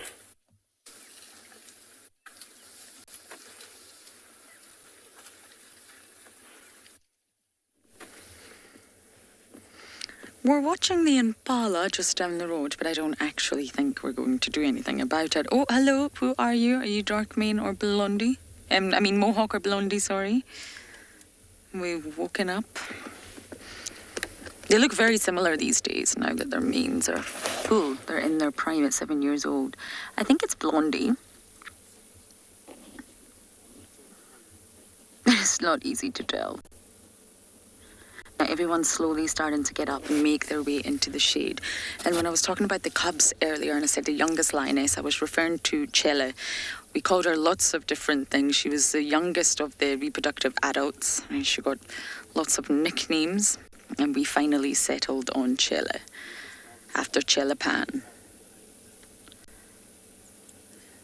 She was the last one to have cubs, but sadly lost 3 of them, which was very, very sad. The cub mortality rate is very high out here.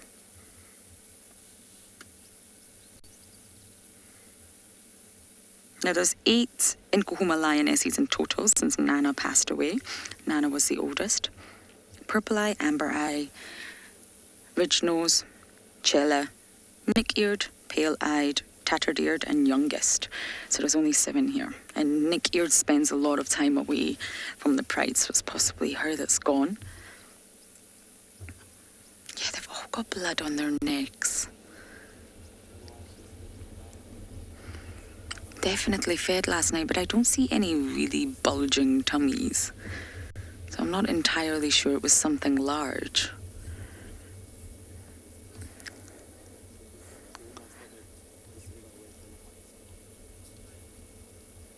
Michael, you're asking, do all lions fall asleep in the morning? Generally speaking, lions can sleep whenever, but they're primarily nocturnal. So just like your leopards, just like your hyenas, they do most of their activity at nighttime.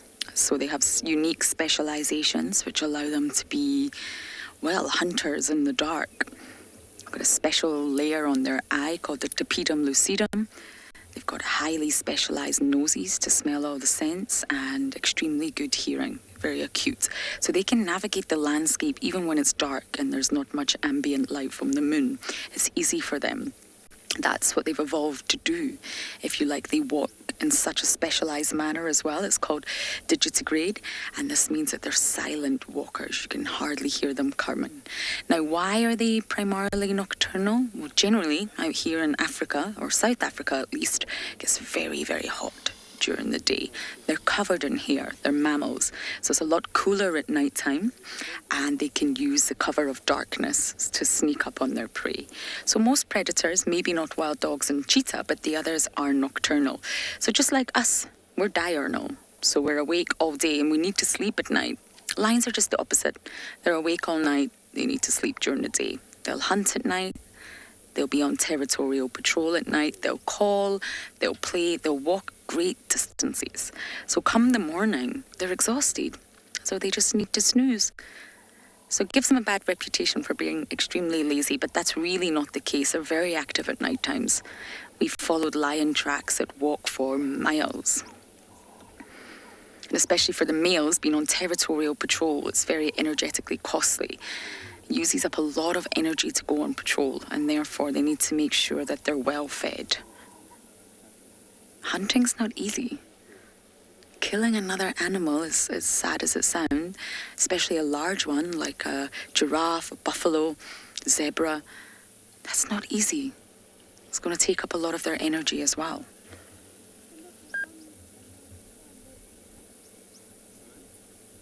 But I do think because it's only going to get hotter and hotter, the sun is rising as we speak, that these lions might sleep. We may not stay with them the entire drive. There's lots of leopard tracks to follow up on. And then we may come back to them a little bit later. I don't think they're going to go very far. This is Tristan and I's last day for a while, so I really want to see some spots. I want to see everybody.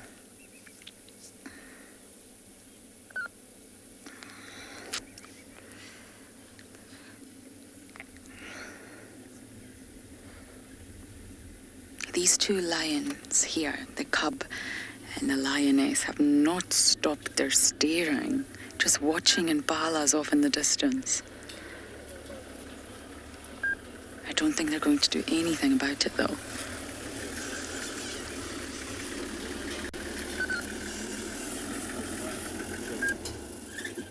I still can't figure out who the lion is.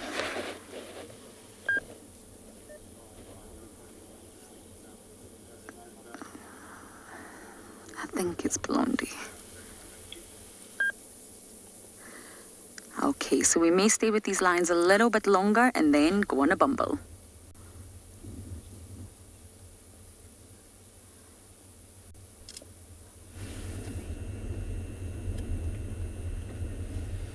Yeah, I think that's the best thing to do, Lauren, because it's still rather cold in the morning and you could see them being more active. Otherwise, when it's going to warm up, they will go flat, as is always the tradition of lions. Now, the hyenas here have still held their ground, just two of them, and they have kept over 20 vultures at a distance, and they have not allowed one single vulture to enjoy their breakfast, or what I think was brought down by some lions maybe last night. Now, this area I am at is the boundary between the Olololo lions and the Hyenas. So I couldn't know, or I cannot tell 100% who could have brought this wildebeest down. But certainly I can tell you the hyenas come from the Olololo clan. The North clan is quite a distance from here, and when North clan moves, they move in massive, huge numbers, and I'm sure by now that carcass would have been cleaned and wiped out.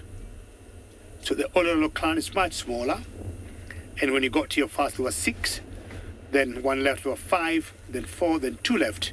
We got these 2 who I guess could be males. the females having maybe eaten their share first. And the vultures, we have to wait a little bit longer. But in the meantime, enjoy the magical or the charm of the landscapes of the Maasai Mara.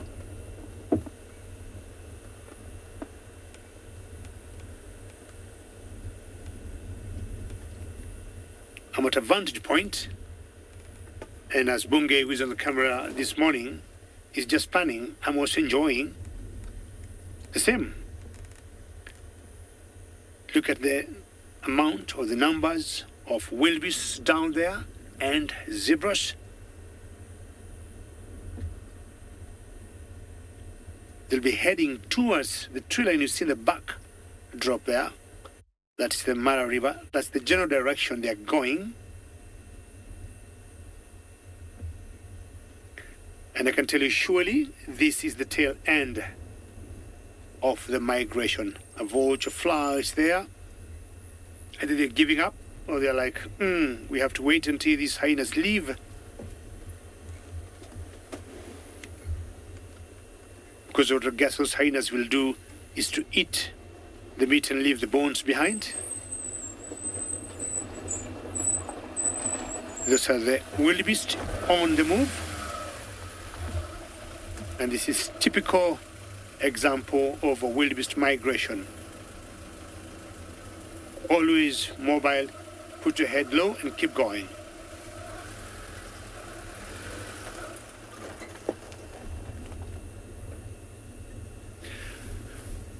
Mr. Chick, that's a very good question, and you ask whether zebras and wildebeest will sometimes fight each other.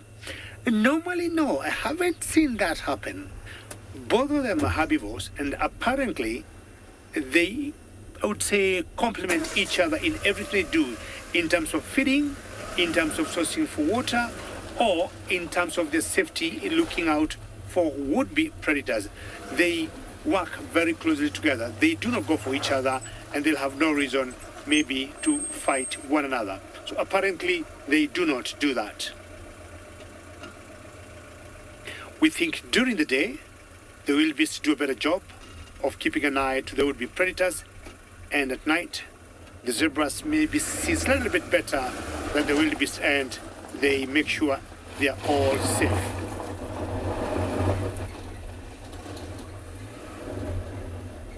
So they'll move once in a while, stop, feed, then go have a drink.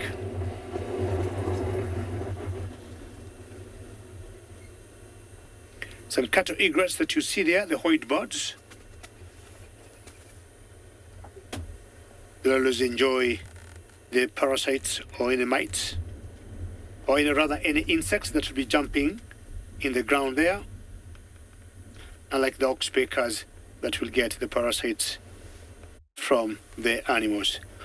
Well, I'll be moving on. I'm thinking now maybe to source or look for some rhinos as we take you to another location.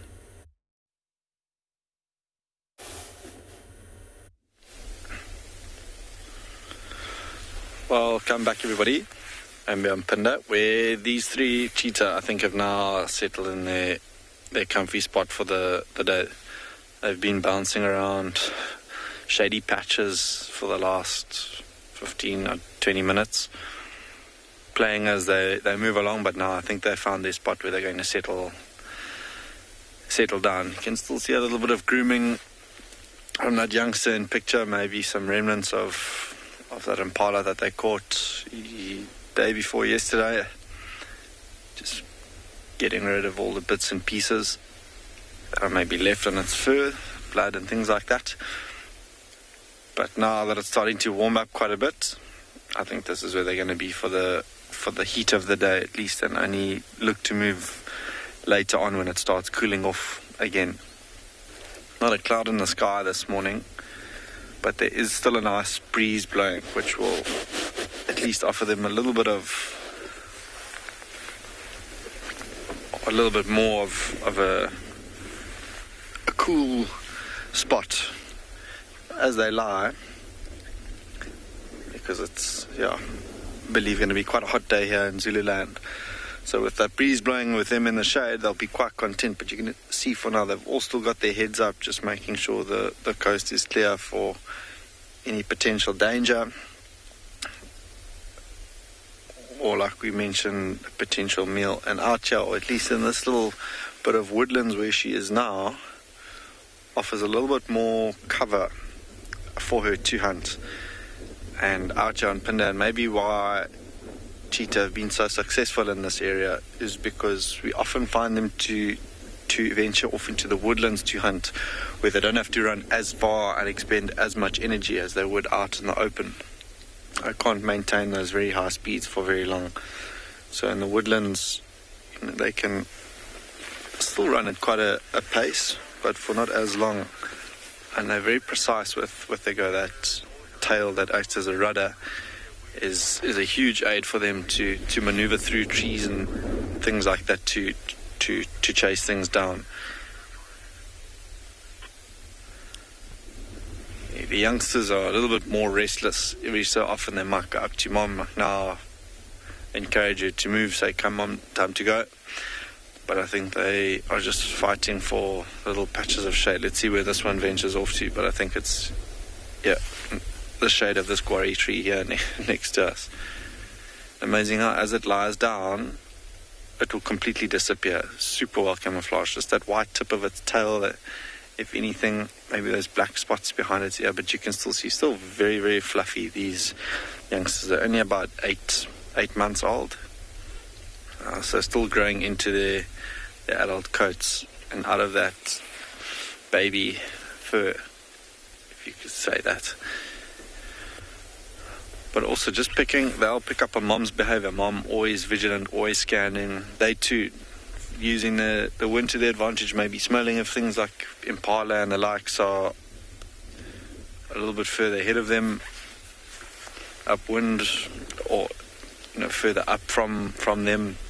They being downwind, good opportunity to use that, but not so much cover to the left of where this youngster's facing.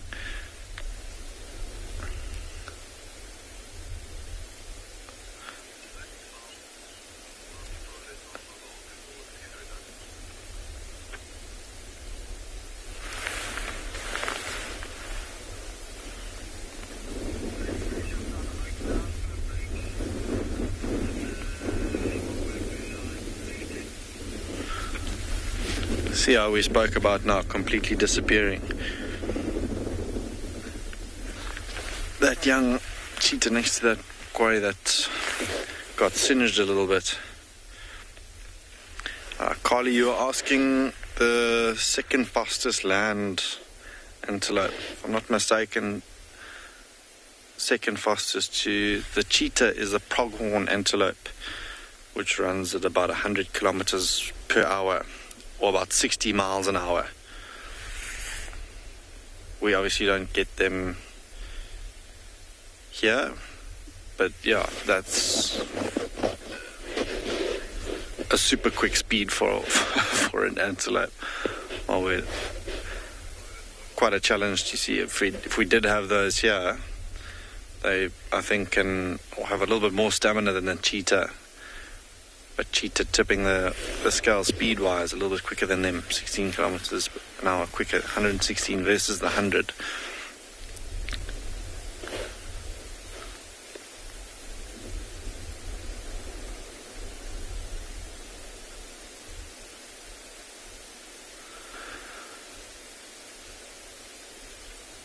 You might remember a couple of days ago that viewing point that these cheetah eventually scaled to look and have a thorough scan over this floodplain that we're in now from up top.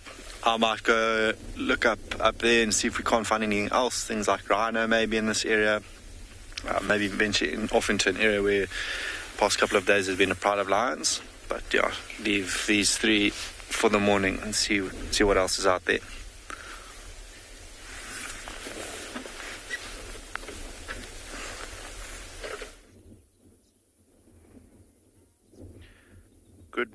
Good morning everyone.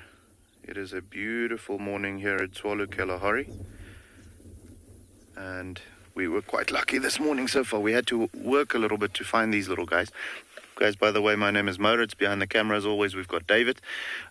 So, just before we go back to them, a fair warning. We do have lions feeding on a relatively fresh blue wildebeest kill. So if you don't like seeing that, just know that we are going to put it on now.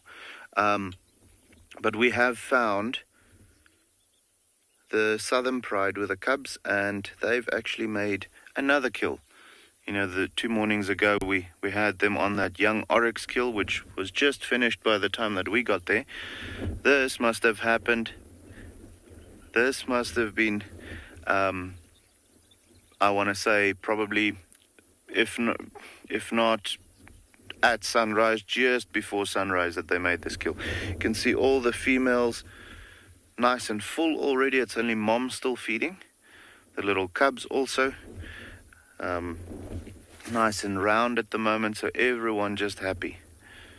Now this is the unfortunate thing for look at those round bellies. Big, big, big. I don't think they had time to digest the oryx completely, or the gemsbok completely, before they caught this.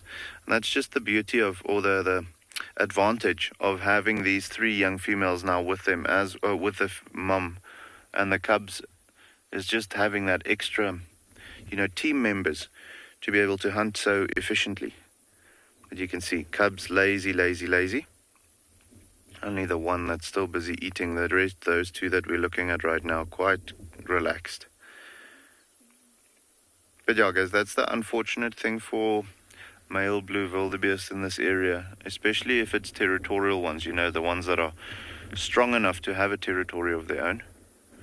They operate most of the time by themselves when the females are not in his territory. So with that being the case, you know, he only has one set of eyes and one set of ears to be able to detect the danger, which, as you can see, was not enough eyes and ears for this one at the moment.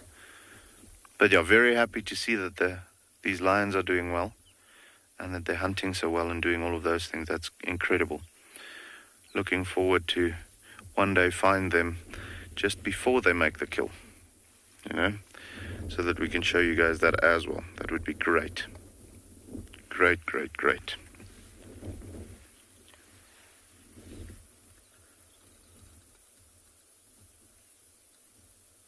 There you can see the other individual just relaxing a little bit now. That might actually be mom.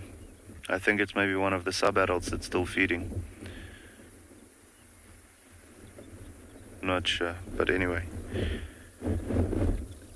There's definitely a lot of moisture in the air this morning as well, guys. The winds has changed. It's coming now from the northeast, so positive that there might be some rain or at least clouds coming into our area soon. It's quite hazy in the distance as well as I look out onto the horizon. But yeah, we're focusing on the lions at the moment. But yeah, there you can see now, not that pure blue sky that we normally have. Quite hazy. So hopefully, some rain soon. That would be great.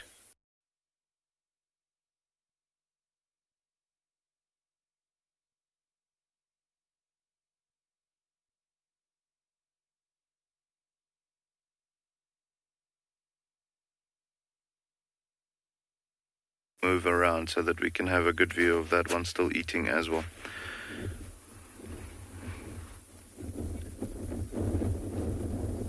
Beautiful, beautiful landscape out here, hey guys. I mean, it's just stunning. Hard life. Hard life. To have to look at this every day. No, I'm joking. It's just a privilege. Stunning, stunning views. Not only of the lions, but also of the surroundings. But having that combination of the lions and the surroundings is just beautiful. Falling asleep there now.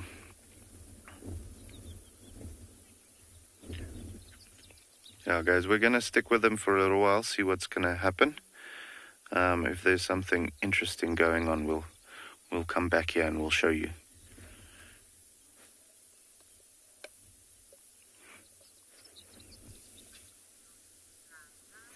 I'm sure the lions are going to eat themselves into a coma and then probably nap a little bit.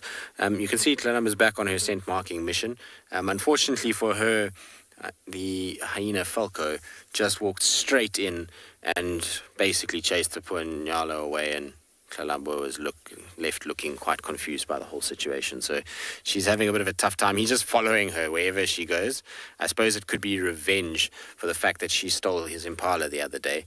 But for now, she's got no chance hunting with this hyena kind of just trailing her. And he's around. I don't know, I saw him a few seconds ago, so he's here somewhere, just sort of shadowing wherever it is that she goes. So it's not ideal for her in hunting. So now it's more just about scent marking and trying to establish all of these little pathways and territorial markings that she's got. I'm actually going to get onto the road because it's going to be much easier. She was very kind to us because she actually went down a path that allowed us to follow. Had she gone a little bit further kind of to the north here, we would never have been able to keep up with her. So we're very, very fortunate that she's walked the way that she has and is now on the road. And we'll just kind of roll with her, with the vehicle off. And you can see her little tail is up, look. That's because there was a hornbill that was shouting at her and landed above her head. And so that tail is just signaling to everybody not to worry. I'm not hunting any of you. Don't shout at me. I love it when their tails go up. Oh, she is so pretty, though. No, you can't hunt a waterbuck, Tlalamba. There's a big male waterbuck that's just run away. That's not food for you. It's too big and too strong for you to be able to go after. Big male waterbuck are what big prides of lions go after, not what little female leopards are able to hunt. It's not going to stop her from giving it a fright, though, is it? I suspect she's going to come back to the road. The road kind of kinks back this direction, so I'm just going to stop here, and I'm sure we'll have her coming out right next to us.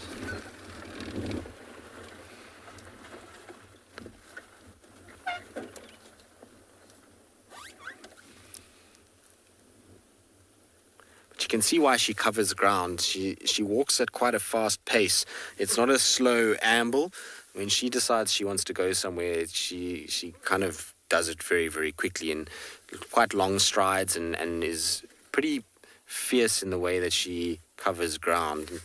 It's a good thing in a way, but generally you don't see the females doing it as much as this. It's normally the males that stride like this. The females typically are a lot more kind of slow, zigzag their way through as they look for various food items, but the males often are like this, where they just stride very, very quickly. And yesterday morning was a prime example of that. We picked up Willowati's tracks and followed them, and we followed for close to 9 kilometers. It was 8.88, I think, was the final count.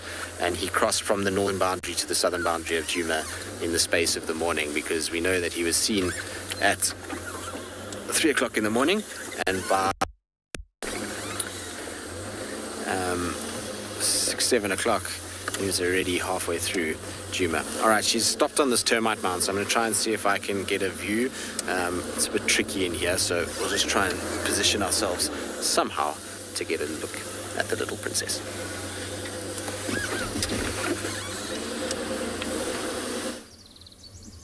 We have a very busy woodpecker. A bearded woodpecker who's pecking away. It's breakfast time, I think. Pecking away on this gorgeous knobthorn here, and you can normally hear it. It's fascinating watching them work. They have such unique biology for a bird, and of course they have to. They're constantly banging their heads against a tree. Doesn't sound very pleasant. And they say that a woodpecker's head strikes at least 1,000 times the force of gravity. And the bird obviously suffers absolutely no damage. Now, if you imagine a human doing that, even reduce it by 10. If a human experienced an impact of even just, say, 100 grams, we would die. And yet this woodpecker can do that. Now, how they do that, they've got lots of shock absorbers inside their head, so cartilage pads, which help absorb the shock, just like we have in our knees, for example, to absorb the shock or the impact when we're running or even just moving. And another thing is they have a self-sharpening beak. So every time they pick away, that beak will obviously wear down slightly, and it just keeps growing and keeps sharpening. So that in itself reduces the shock to the brain. They've got lots of sort of specialised muscles in their neck that support the neck, and they do have a special joint in their head that allows them to move their head back and forth so fast and bang it against a tree. They're also said to have reduced space in their cranium. So inside their head, they've not got lots of room for the brain to slosh around. It's nicely, tightly packed and surrounded by shock absorbers. And that's how they're able to do that. All day long, every day.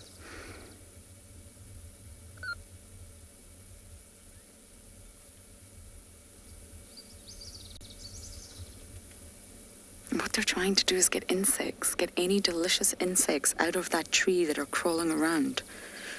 They've got very sticky tongues, and when they do find anything that they want to eat, they sort of pop out their tongue and anything will stick to it. And their tongue is extremely long, so it can go inside any hole that it creates, and all the ants and stuff will stick to the tongue.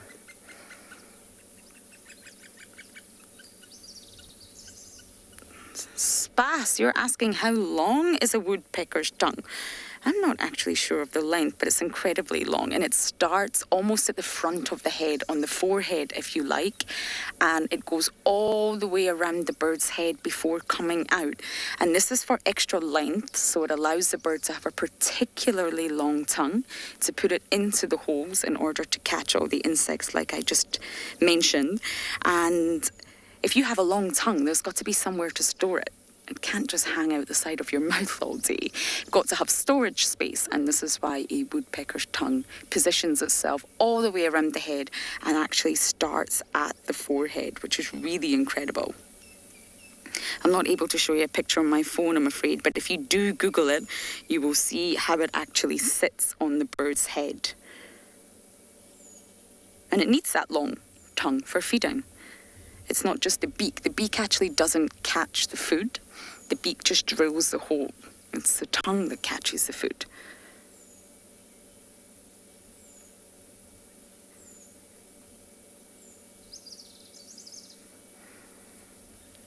What a wonderful woodpecker sighting. It's not always that we get them not to fly away. So we're on the tracks of some female leopard. Let's hope we find her.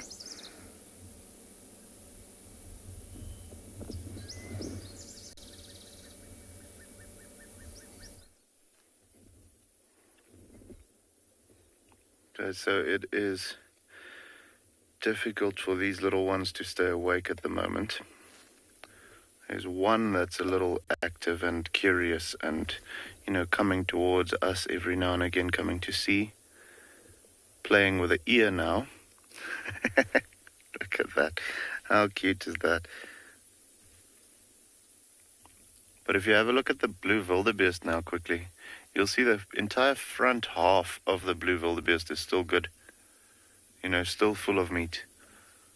So when they initially kill an animal, they'll typically start feeding from the hindquarters, here underneath the tail, because it's nice and soft.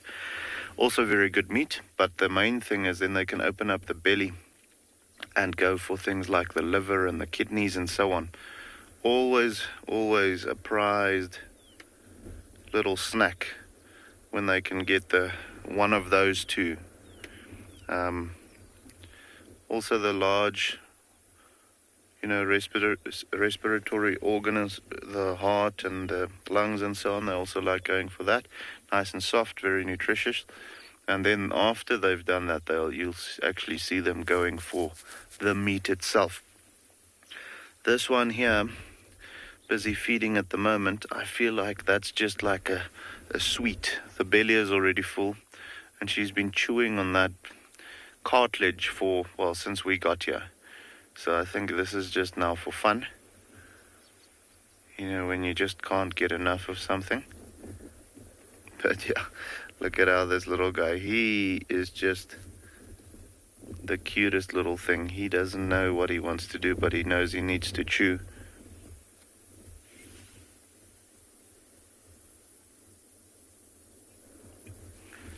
We just had a question from Trish. Can we smell the blood of the carcass? Where we are standing right now, no, because the wind is blowing from us to them.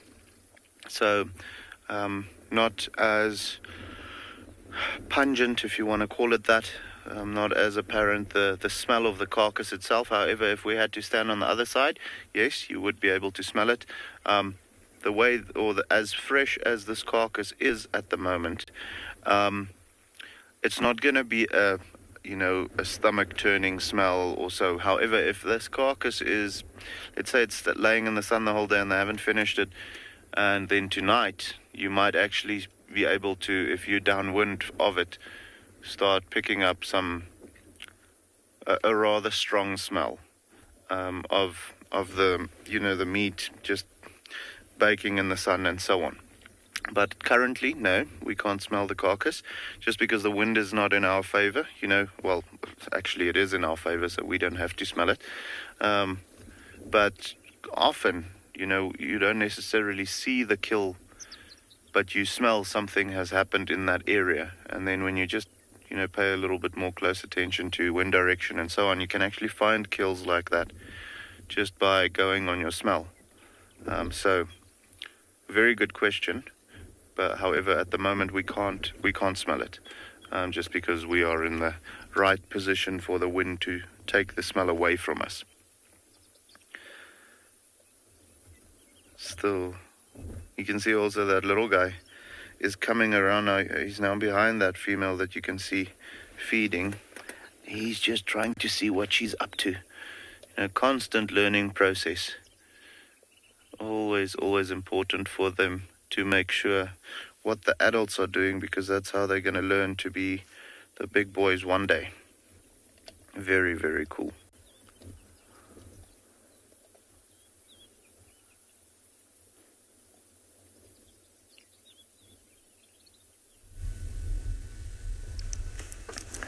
After a long search, we've come across the scavengers, vultures, and the marabou stock. Now look at the 3 marabou stock there. So the marabou stock is another familiar scavenger whenever we see carrions and carcasses. This bird got it's a French name word for marabout, meaning ugly. Sometimes these birds can be perceived as ugly birds. Now, when you look at the vultures, you see them feeding. There's 2 species of vultures there. We have the Ruppel's griffon vulture and we have the African white-billed vulture. Now, when the vultures arrive at a kill, there's usually a pecking order that determines the proceeding. So the first one at the scene mostly is the big vulture that is not present here. It's called the lappet-faced vulture. So the lappet-faced vulture always keeps the rest of the vultures at bay, and then after he eats, the rest follows. And then lastly, there's a small vulture called the hooded vulture, which I'm sure he's just behind somewhere there. We've missed him. If Big James can pan slightly to the left, be able to see the hooded vulture. So the hooded vulture is the smallest vulture that is last on the carrion to pick the flesh that is left on the bones, the small flesh that is left on the bone. Otherwise, the big vultures cannot do that. So these vultures play a vital or good ecological role in our environment, meaning that if we didn't have the vultures, then we'll be having lots of problems in terms of diseases. Now, when an animal is dead, for example, of a disease, or maybe it's killed by lions, predators like lions and hyenas, then whatever is left can be a big catastrophe in the environment. So the cleanup squad, the hyenas and the vultures, play a very important role. where they clean all these carcass and wipe out what can bring a hazard. So vultures have a very unique stomach that contains that's the hooded vulture there.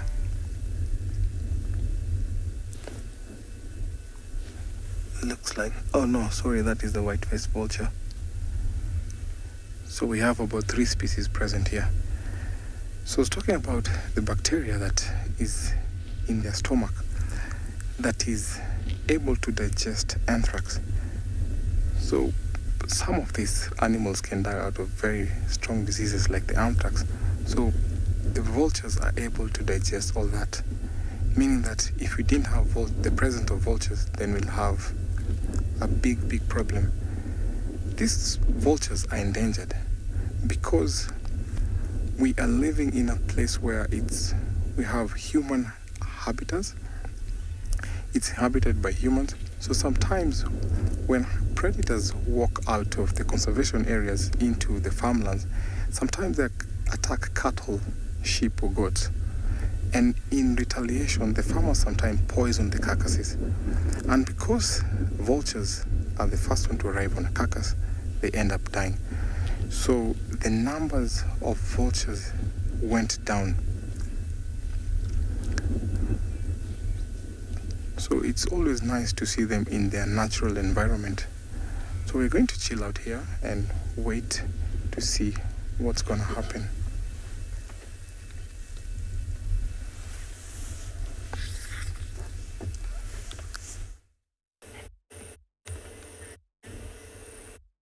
From scavengers or from big birds to a slightly smaller bird that comes with a quiz. Is a bird of prey and baboons in the background, one carrying a baby. But let's first talk of that bird of prey at another corner of the Maasai Mara. Who do you think this bird is? Hashtag WildEarth at FC in the comment section of the YouTube chat channels. Kids, you're also welcome to join and give me an answer. Kids questions at WildEarth.tv. Who do you think this is? She has given out all the details you need to be able to identify her. The crest on the head, the size, the hooked beak, the color, slightly shallowish feet, and she's definitely there for a purpose.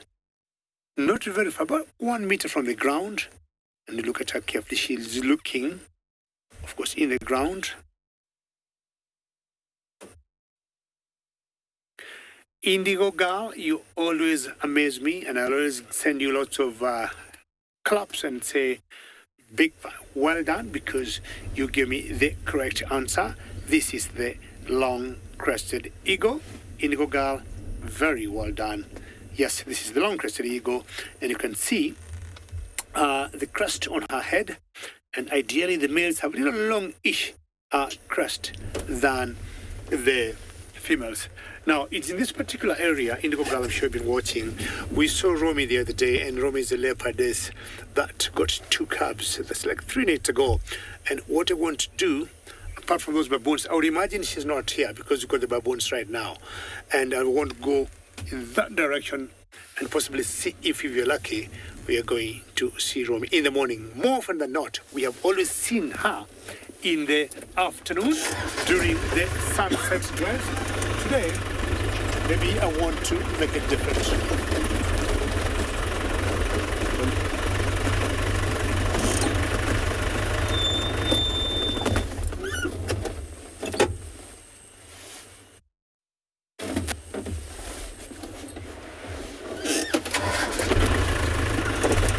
All right, let's see how our luck will be, and then we'll see what happens.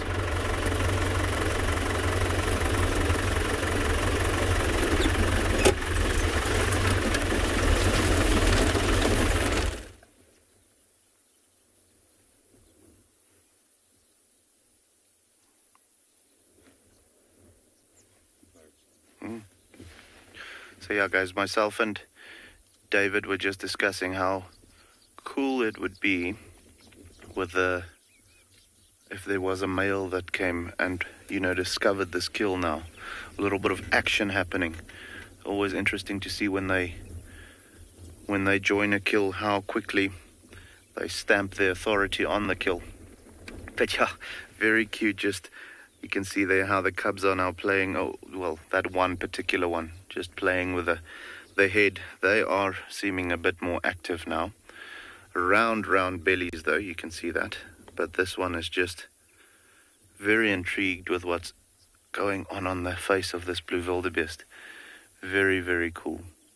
And you can see they've already dragged, I'm not quite sure where the kill happened. It's difficult to see. We haven't really gone around it too much now. But that's not meat, buddy. It would seem like the kill actually happened here close to where we are standing. And they already dragged it into, a little bit of I wouldn't call it a hiding spot, but just under the tree, so that a little bit later during the day when the sun is at its warmest, it will be in the shade. They might actually move it again. But yeah, always interesting to see how quickly they move the kill after feeding a bit. They just pull it into a bit more of a shady spot so that meat stays fresh for longer. Look at how that little guy is. There where he's licking right now, okay, he is licking the eye as well, but I'm pretty sure he's picking up some pheromones and so on, which is not something that he smells every day. There on the face of the blue wildebeest, you get these pre-orbital glands, which they use to mark their territory with. Whoops.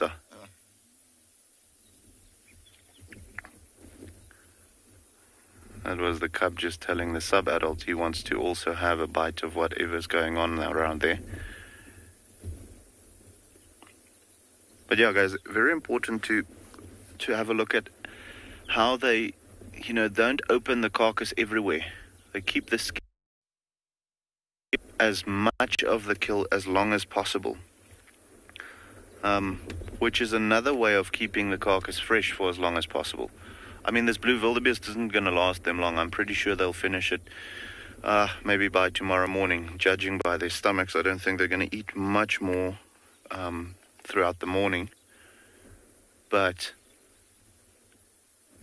always very important, especially when they hunt or they kill big animals like, let's say, an eland or a buffalo or something like that, for them to open it at one point and then continue feeding. Cheeky little cub. Continue feeding from that point onwards. Not opening the skin everywhere and, allowing, not only oxygen and the sun and everything to take its effect, but also for things like flies and, those types of organisms to not get into too much of the carcass. Otherwise, you're going to have maggots and so on also creeping around everywhere. But yeah, the cub's definitely having a bit of a playtime now. I love lions on a kill. Always something happening. Very, very cute.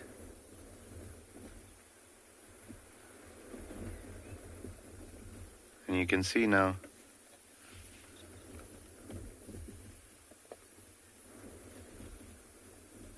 very interested about everything going around. There's a little bit of maybe the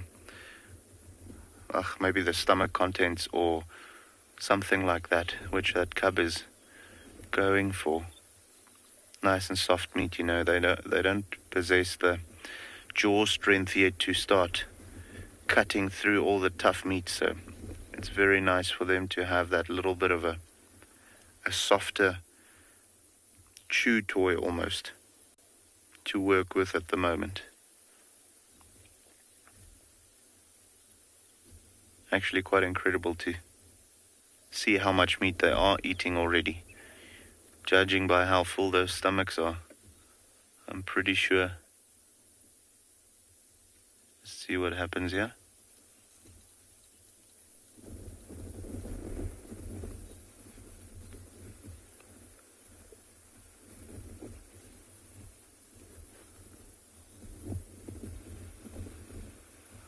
I thought there might be some fighting coming, but that cub is still a little cheeky. But yeah, I thought with this one approaching, you might find that the other one is not going to be too happy about it.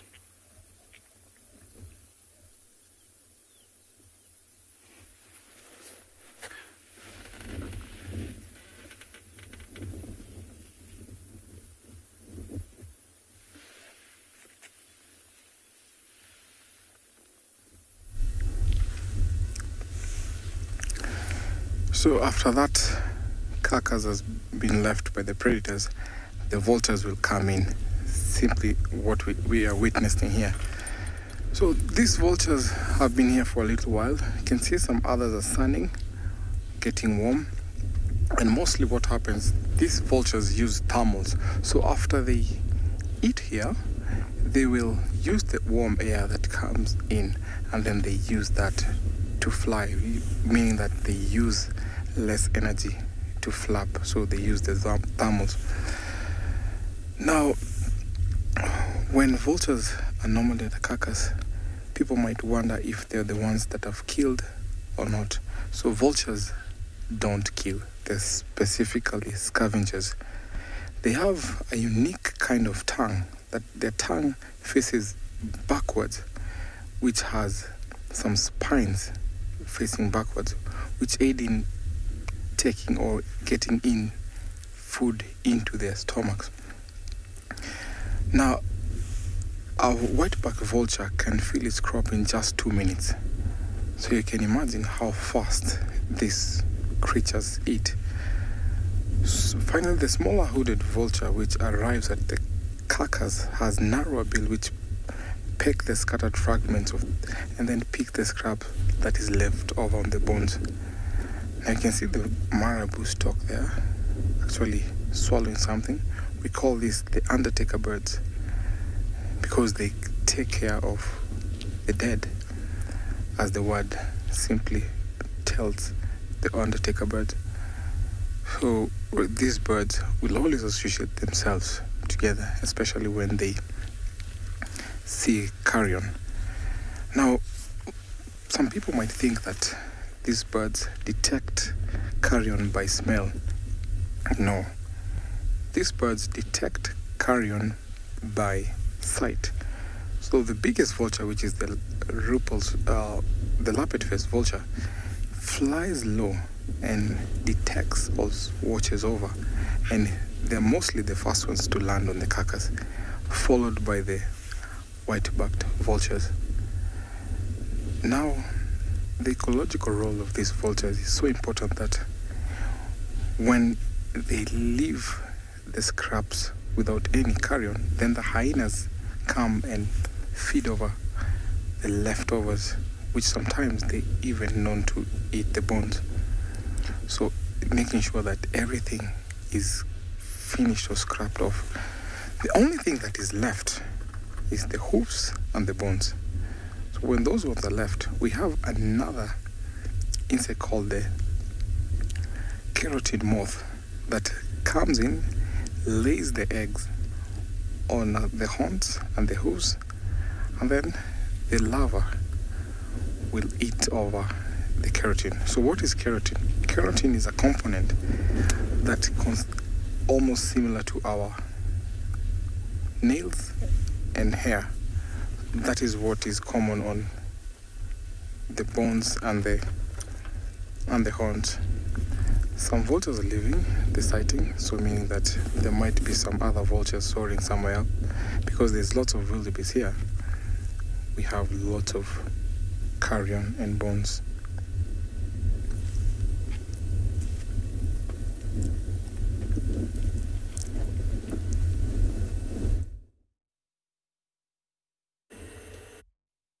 Chances are maybe if the vultures are full, they'll go maybe perch somewhere on a tree or just go have a drink and maybe clean themselves from what they've been eating and spread their wings out to dry and get some warmth. Some two boys here, or two bulls, are trying to have a little bit of a necking here and match each other. It's very typical for giraffes to do this, that we call necking. I'm looking at it as more of a play than an actual fight. But when they do actually fight, sometimes these fights have been very fatal, or they do hurt each other very badly. The last big fight we saw of giraffe bulls in the Maasai Mara ended very tragically, because both fighters, or both bulls, died at different times. And that was my very first fight to see where, both males would die. Once in a while, one dies, the other one survives. At times you see, as soon as the fight is over and there's a winner and a loser, the winner mounts the loser, the sign of submission, and all the fights always lead to dominance and, of course, breeding rights on the winner.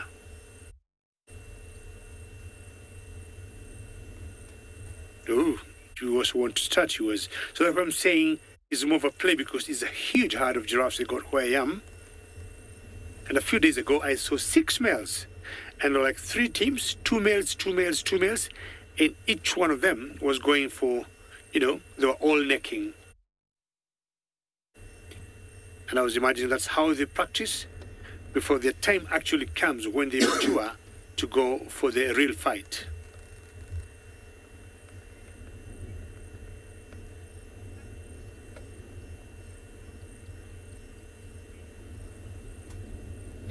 Butterfly, you're asking how strong is a giraffe neck? Well, butterfly, I'll tell you, from what I was just talking about, having 2 males that fought and killed each other, we have a story of a friend of mine, and he was telling me somewhere in north of Kenya, we had a tourist who was watching a giraffe that was feeding. And these giraffes that get used to seeing people around the golf courses or around some particular lodges. And he thought the giraffe was very docile, the giraffe was very domesticated, very harmless. And he went taking pictures, and he went so close to the giraffe. And I don't think the giraffe was swinging him. And the giraffe just swinging the neck to find out who it was. It touched him very slightly, we hear, and that person died. So I would say, no idea in terms of quantifying, how strong it could be, but I'll tell you, butterfly, giraffes, necks, or then hit you with the neck, they're very strong.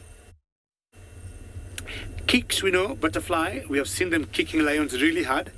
We've seen males, especially the bulls, kicking lions and, rupturing their skull or even killing them. The first defense for giraffes, once cornered, is to kick before running away. Or they may run away, and when they feel they are cornered, you'll see how they'll kick backwards. And I don't think you want to be kicked by a giraffe. The Maasai giraffe that we got in the Maasai Mara and the better part of East Africa, look at the height.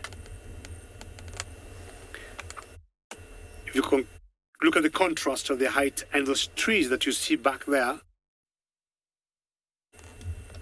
So we have a third one coming in play here. I'll spend a few more minutes here and see whether the play fight may turn out to be an actual fight as you're taken to another location.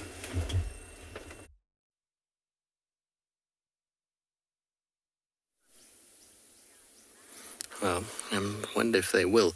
Watching giraffes fight is one of those amazing things that you see out in nature.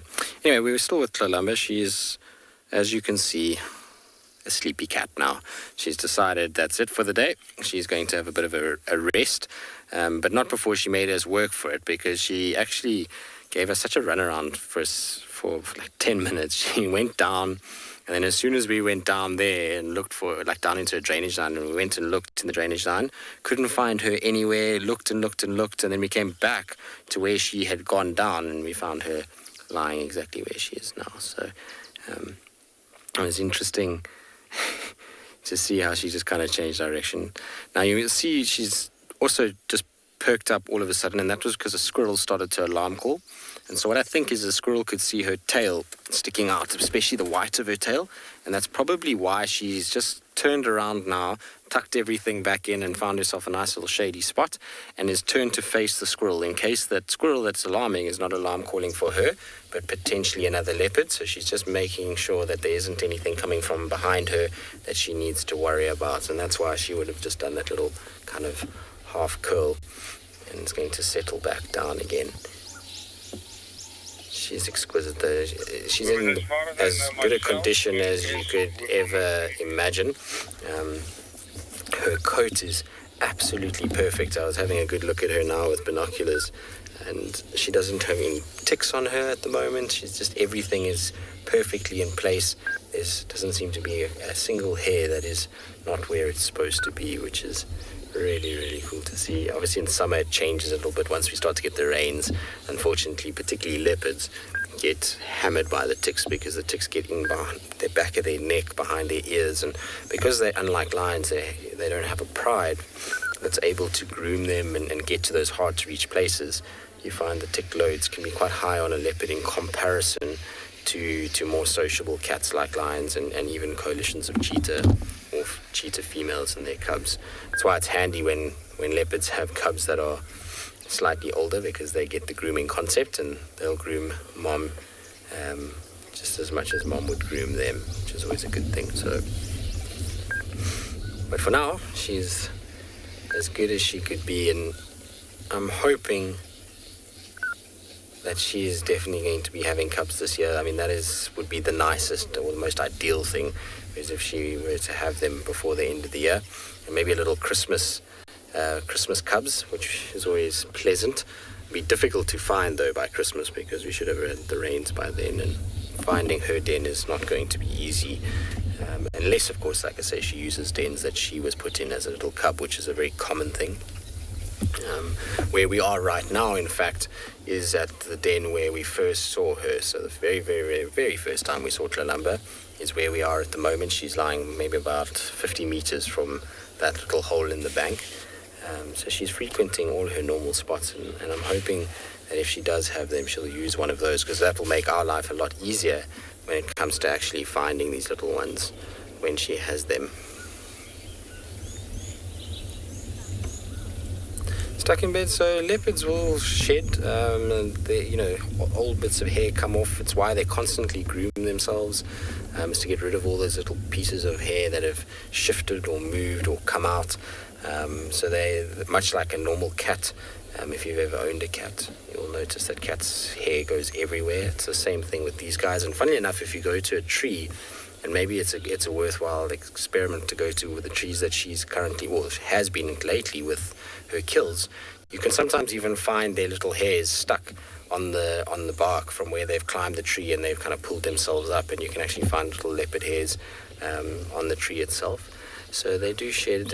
What you will find also is in the winter time that their coat does get a little bit thicker than what it does in summer. In summer they tend to become, the coat seems to shorten down a little bit and become a little bit thinner than what it is in the winter months, and that's because of obviously how hot it gets here in summer. Today is fairly pleasant. It's only going to be around 34 degrees today when it reaches midday in Celsius. So in Fahrenheit that would be in the 90s, but I mean it can get to close to 120 here in midsummer Fahrenheit and 50 degrees Celsius. So it's a hot place, and therefore their coat needs to thin out a little bit. Right, well, we'll sit with her, we'll see what she gets up to. I think she's going to start taking a nap. It's starting to get warm, but we'll see how things go.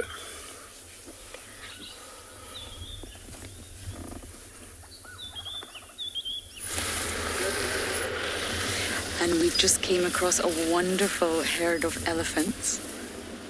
Most of them are on Djuma. This one's on Arathusa, but don't worry, we're not trespassing, we're on the western boundary. Look at it. Hitting the grass before eating it. You see that? Shaking off dust, sand, insects, anything that may be on the grass, you've got to get rid of it before you want to eat it. Small tusks for a female her size. Not all elephants have the same size tusks. Sorry if you can hear other vehicles, we're on a boundary line. And some elephants have no tusks at all. And normally in females, that's due to genetic reasons, that they're tuskless individuals. And for males, most of the time it's because they've broken them when fighting or damaged them.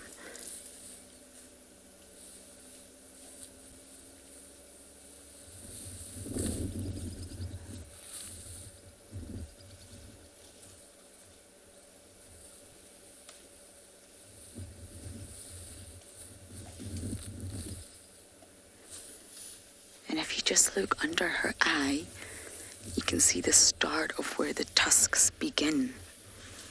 They start very far into the head before you see them appear on the outside.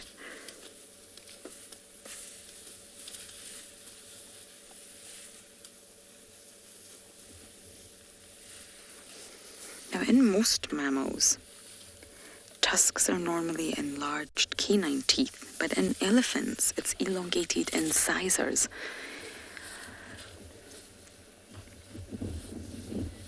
Megan, it's very tricky. It's not easy, and it's impossible to be precise. So normally you would judge by sort of giving it an age bracket. Listen to that. So normally you would look at the size. So when a youngster... Oh, Niels, we've got some about to cross the road. Another female. A big female in front of the car. Hello. Hello, Mama. I see you.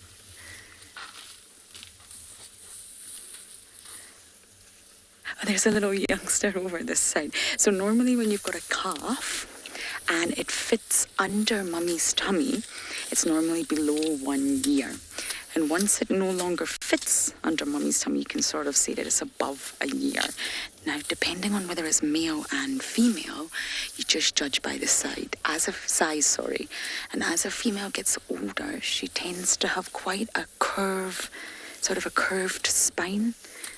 Her spine goes like an S shape and her hips are swollen. That's when this little one's putting me off. Hello, good morning. Good morning. Megan, I'll come back to your question in just a moment. We've got elephants crossing the road. It's very cute, I agree with you all. Hello to you, yes. They're all just checking us out, having a little inspection, but don't worry, we're not blocking their path in any way, shape or form. And now we're just going to feed it the side of the car. So yes, their body starts to change shape a little bit as they get older, Megan. And I know this sounds slightly crazy, but they've got very thick skin. The skin is about 4 centimeters. And hello, you can see by looking at this one, it's very thick. But as they get older, it almost starts to look a bit papery. In a very old cow, her skin will look very, very thin. You can judge sometimes by the size of the tusks. This one's clearly a youngster. Good morning, everyone. But it's not easy to age elephants. You can normally only really do your best to give a bracket. For example, under 10, or maybe 10 to 20, 20 to 30.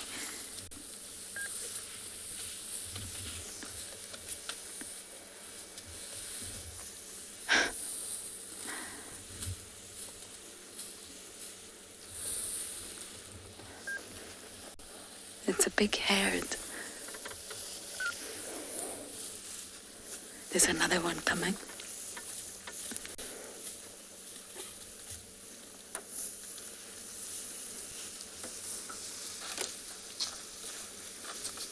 Hello.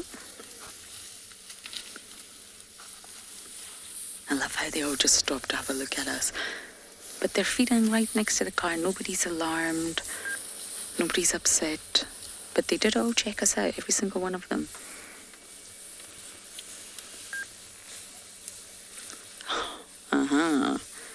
Someone is hungry. And you see how this youngster pretty much just fits at Mummy's tummy height? I'd say that youngster's about a year, if not a little over. Having some milk from Mom.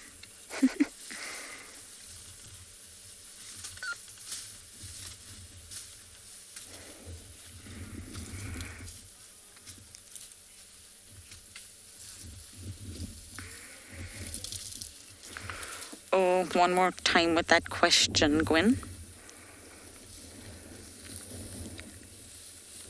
Such a sweet moment between mother and calf here.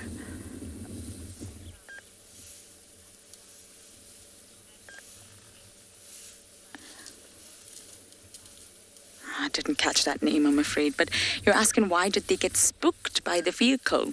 I wouldn't say they got spooked at all, not a single bit. There was quite a few cars here. We're on a boundary line, and they literally just checked out the vehicle. No one got spooked. There was no... The youngster ran away, but that's because the youngsters never like to be too far away from Mommy or another adult. But no one was spooked. They checked us out. They had a little smell, a little listen, and probably thought, oh, that's that Scottish girl again. But all in all, if an elephant gets spooked, they'll raise the alarm, they'll either vocalize or they'll run. If an elephant gets angry, the entire sort of body language will change. Through their tail, their posture, and their ears. They will let you know that they're not happy with your presence. So no one got spooked there. They were just investigating, well, why are we here? What are we doing? Having a little smell to see how bad we smell. And they've just continued feeding. If an elephant was spooked or unhappy, they would most definitely not feed next to your car.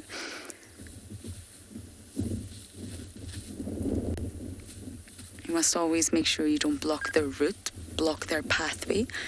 Let them have enough space to cross and just continue on with their daily activities.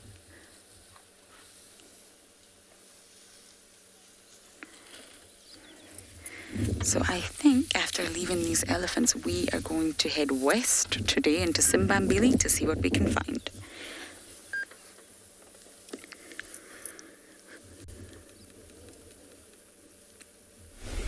Welcome back, everybody, to andBeyond Phinda, where we've come across quite a large giraffe bull staying behind him, just out of picture behind this scotia, or weeping bourbein with the red flowers that you see at the moment, are a couple of zebra. And this is the area where those lions were or have been seen around.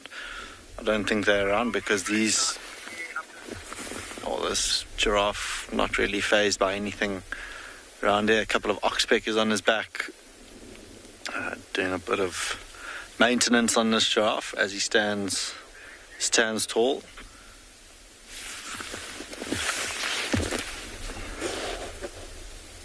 You can see he's a big bull with those balding ossicles or horns, and then that big callus or bump between his eyes on his forehead. But it's not really hot. You can see him sort of half standing in the shade there, where he might remain for the heat of the day. A couple of zebra as well who are using him to their advantage. You can obviously see things like lions from a distance.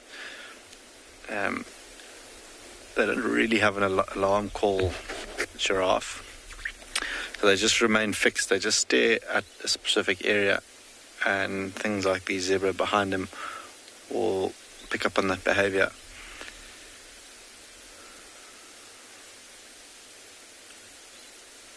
There's a lovely watering hole just down below to our left,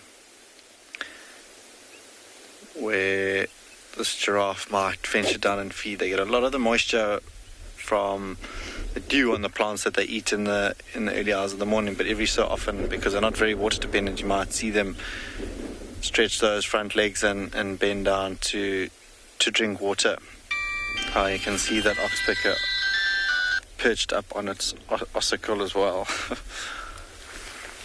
A lovely view from up there for that red-billed oxpecker.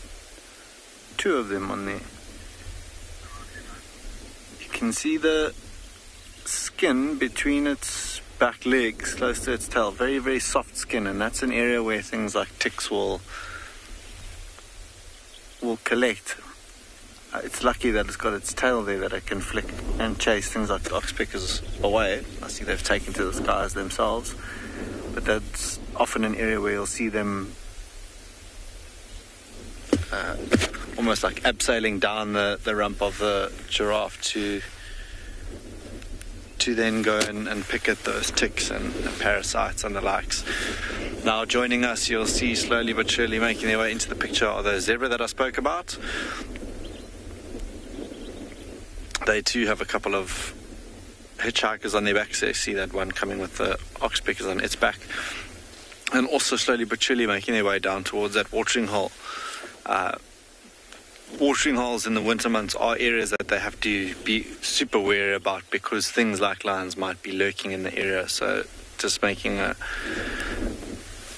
thoroughly scanning the area, should I say, rather, before they make their way down to the water.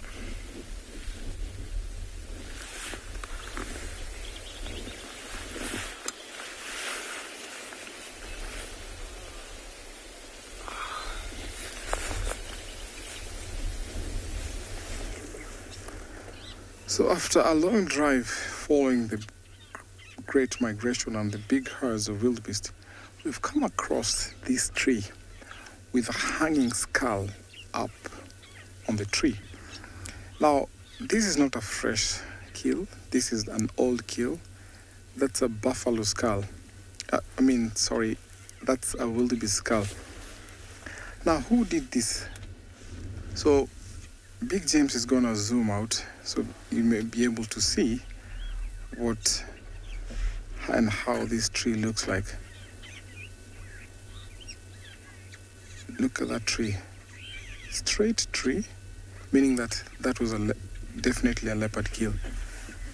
Now, that skull looks like was from a fully grown wildebeest. You can imagine how big that leopard is.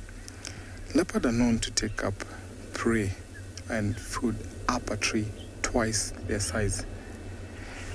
Now, that carcass has been hanging there for, I would say this was like 2 years.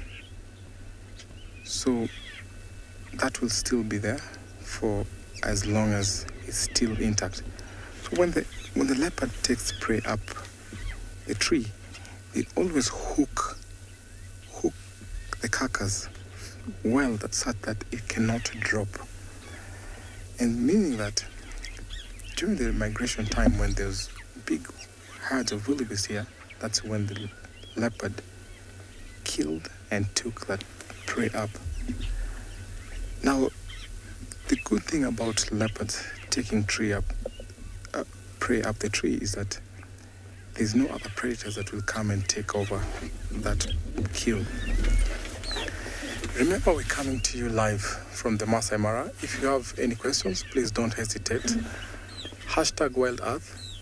For the kids questions at wildearth.tv and at the YouTube section, comment section at FC. Look at how vast this area is. This area was infested by wildebeest not long ago. So the herds keep on moving back and forth. We have some herds not far from here. So this means that it is basically a leopard territory here. Most of the time, the leopards utilize trees within their territories. So they can walk over long distance in search of food, especially when herds like this keep on moving. And they utilize those kind of trees. We call them the balanite trees to hang up their prey. Now, as you carry on, it seems like the wildebeest are relaxed. We'll see what to find next.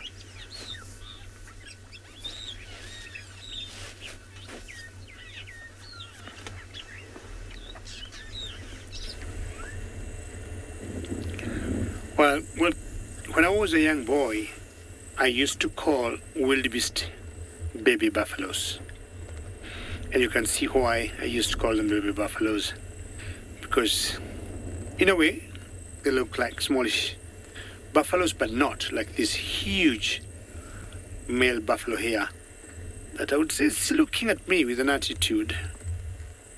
Not sure it's me it's looking at, or Bungay, who's on the camera today. But these are animals, unlike the wildebeest with team, that you can walk through thousands of them comfortably. Here, even one single male buffalo or three like this, will very quickly bring you down.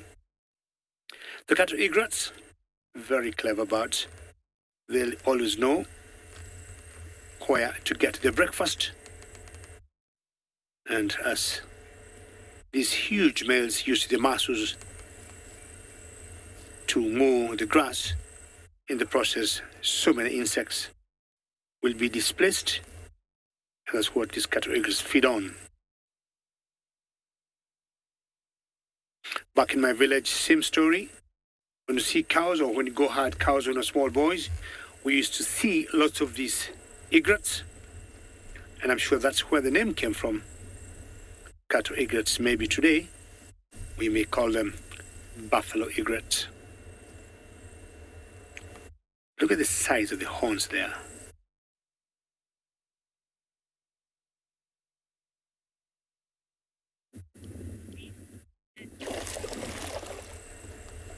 Rhonda, good question. You're asking the difference between a wildebeest and a buffalo. One, of course, different families, but above all, it's the size of these two animals. Buffaloes are definitely a lot larger than the wildebeest. And when you look at behavior, you notice the wildebeest are always on the move. When you talk of migration, the wildebeest will be covering thousands of kilometers annually. But the buffaloes, Rhoda, do not do that. They tend to stick in a particular area. They have what you call the mini migration, moving from, a small, or they do not cover as many kilometers like the wildebeest. But one big commonality they are both herbivores. Jumbo, buffalo. That's how they look at people. You look at way back when they were being hunted, or when hunting was very big in Africa, so many people or so many hunters were brought down by buffaloes. A buffalo will give you that very innocent look, and in seconds, it will be a different ballgame. Very quickly come charging at you. Before even you plan on an exit, it's already on you. Buffaloes drink lots of water, and you can see they are very close to that stream there. Eat, drink, back to eating, and just like the cows, they love water. Water is life. We got a hippo that's patronizing the same stream there. And to me, the buffaloes that you just saw, plus these hippos, of all the wildlife we got in Africa, these are the two most dangerous animals. If I would compare both of them, or should I rate them which to me is most dangerous than the other, I would say the hippo could be even more dangerous than all the big five combined together. We know how the big five were classified, but apparently the hippo is not one of the big five. Beautiful landscapes, scenery of the Maasai Mara, the Ololo escarpment at the backdrop there, blue sky, not a single cloud, and I'm looking at the weather continuing like this to the sunset drive this afternoon. No signs of rain. Time to chew cud now. Once they get enough grass, You see how they use their lower jaw, unlike the upper, in chewing. And once in a while they get irritated. Small little flies. So they keep swinging their ears to get rid of the flies. Not sure where the oxpeckers are. Oxpeckers will always love to come and get some parasites out of their body. Maybe sometimes they just get itchy. Not necessarily flies in the ears. Maybe they just get itchy, and that's what exactly they'll do to reduce the itchiness.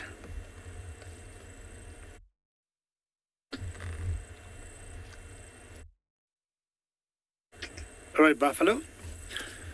We'll be leaving the 3 buffaloes there. You never know what they think. You never know when they change the moods and decide to come and say jumbo to me and move on. You remember earlier I told you I was trying to look for Romy, the leopardess, and that's exactly what I want to do right now.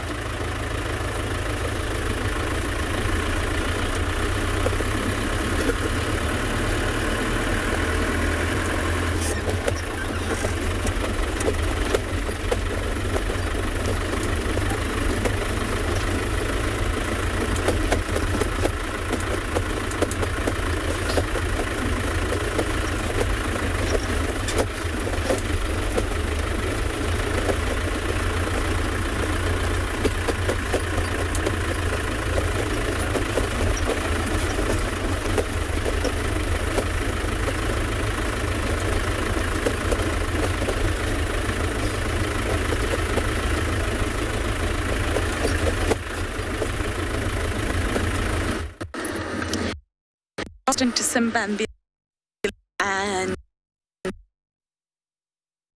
sounds. What do you think, Cara? I think I've seen other this morning would have been Shudulu. We really know where Zamba is. And back. Now this is quite a famous pan. There's no water in it anymore, but just over here is known as boundary pan, and this is a boundary with Arethusa, and what that means is that the likely place you would maybe potentially encounter Mr. Hosanna. I have a funny feeling, and it's just a gut feeling, that he's going to make his way this way one day. He's definitely been on Arethusa. There's talk that it was him at the lodge or it wasn't him at the lodge, but he definitely comes north on Arethusa. He's also been seen on Elephant Plains, which is to the west. So I really think Hosanna will come to Zimbabwe or Djuma one day.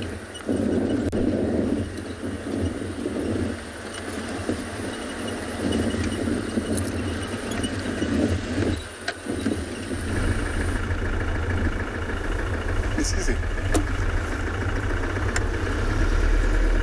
Now we're driving here. The wildebeest herds are all dispersed from this area. Now I've seen a raptor on that tree just straight ahead. I'm curious to find what it is, but I think it's a tawny eagle. Tawny eagle. So tawny eagles are advantage opportunistic birds. Sometimes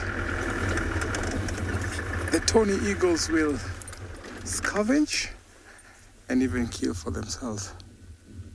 Yes, that's a tawny eagle. Now tawny eagles, sometimes you find them with the vultures scavenging sometimes at carcasses. And these kind of birds really are very, very aggressive.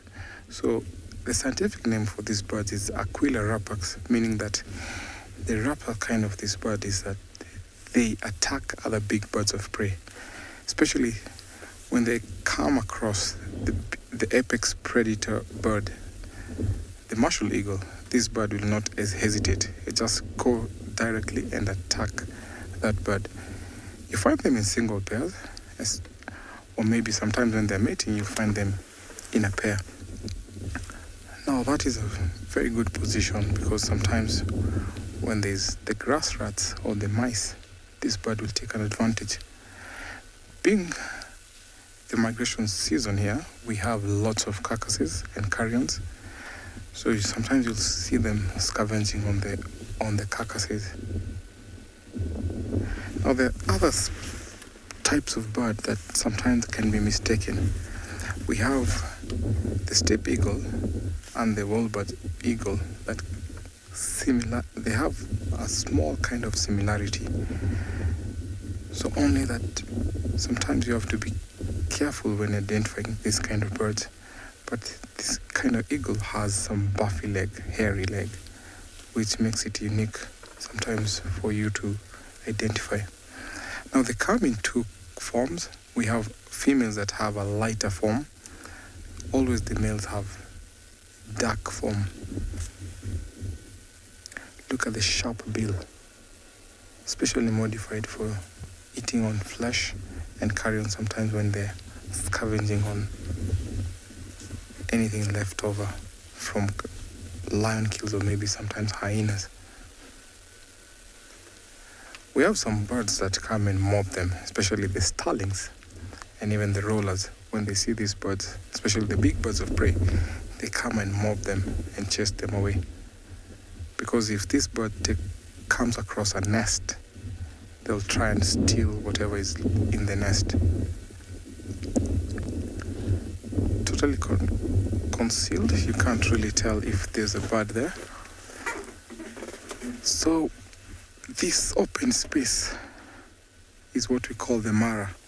So where did the Mara come from? So Mara is a Maasai name for spotted. And then the entire area, because it's called Maasai Mara, Maasai are the people inhabiting this area.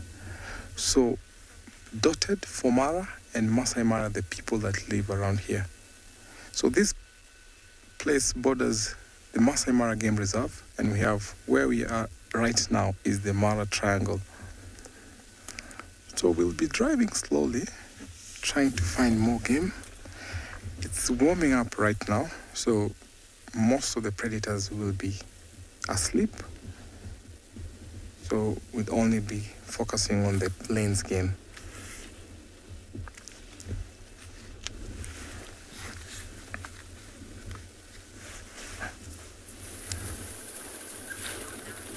I suppose that's exactly what we're doing as well, focusing on the prey.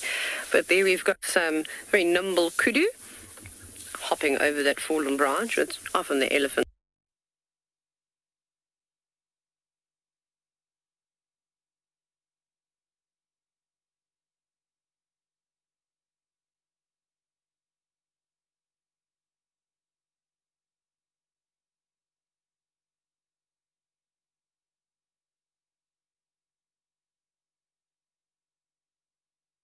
Where, but you're now with us on Simbambili, looking at two giraffes here, and it's wonderful because they're necking but not, if that makes sense. They're young. This is not real aggressive necking for sort of males striving to show, sorry, I'm just getting my binoculars out here, striving to show who's bigger, who's better, and who's more dominant. This is a little bit more playful. And it's definitely two boys. One's bigger than the other. The one behind is bigger. So this is most likely just two young boys practicing. It's just like when you see young elephants wrestling. They're just doing exactly that. They're not really hurting one another. And we're on Simbambili open clearing. And when we first arrived, there was about 7 or 8 giraffes, which is really, really lovely to see. They're just swinging their necks, building up their muscle power. Real necking is the word I would use to describe real necking between two dominant males is disturbing. Davi and I experienced it in Tswalu, and the noise coming off the males that were slamming their ossicones into the other was just, it was deafening and disturbing. They had blood dripping from their ossicones, blood dripping down their neck. It was extremely violent. This is not violent. This is just play. And one's so much smaller than the other one. There's quite a size difference here. They're both very pale. I think they're both young. And of course that smaller one's clearly much younger. Oh, that's actually quite sweet.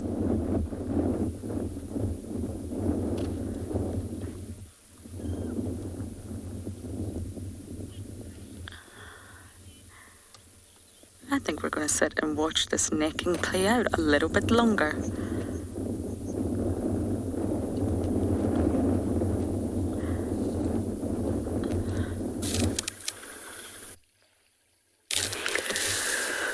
Oh, sorry that you lost us there for a second. We're back. And now the elephants, more elephants have come down to join some of the breeding herd, but the rest of the breeding herd is just on the other side. They're probably going to come around. I can see them. They're actually moving past my tent at the moment. But there are some of the other bulls. There's also another vehicle on safari enjoying this wonderful view with us. So we'll just patiently wait for Susan and the gang to get here. But it's funny how half of the herd went, we're going to go one way, and the rest went, we're going to come from this other side. I suppose it just depends what they were feeding on. Now, I don't know if it's hot enough to get swimming elephants. Oh, there they come. There comes some more. Is that Susan over there? Just to the left. It looks like it. In front, right in front. So she's going to pop out first. It looks like it. There she is. Slowly making her way down with the boys. Always hanging out with the boys, hey?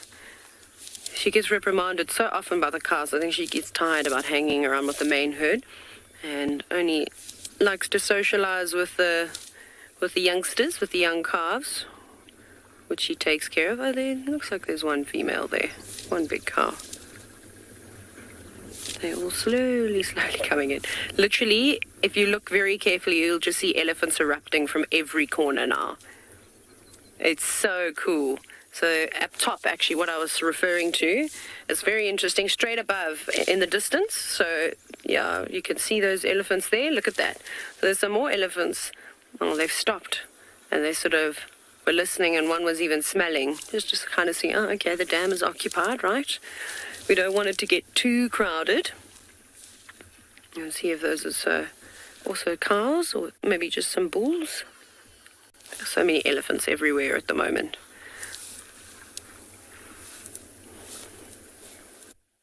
But it's such a lovely, lovely morning. I don't know if somebody has done this yet, but I think that it's a really good idea. Is that we need to record the sounds of elephants drinking and feeding. And like, you know, if you go for a massage and they always play that nice calming music, I reckon you could probably have the sounds of elephants and it would have the same effect. Or if you're trying to fall asleep or to meditate too, I think that would be a very appealing sound to most people. What you doing, elephant? What are you thinking about? Just smelling something very, very subtly. But in literally, I would say about a minute, there's going to be about 15 more elephants. They're coming down from the left, but we'll wait for them to get here. They're going to walk on their big animal pathway, and they'll probably join these elephants that are drinking now and line up that way.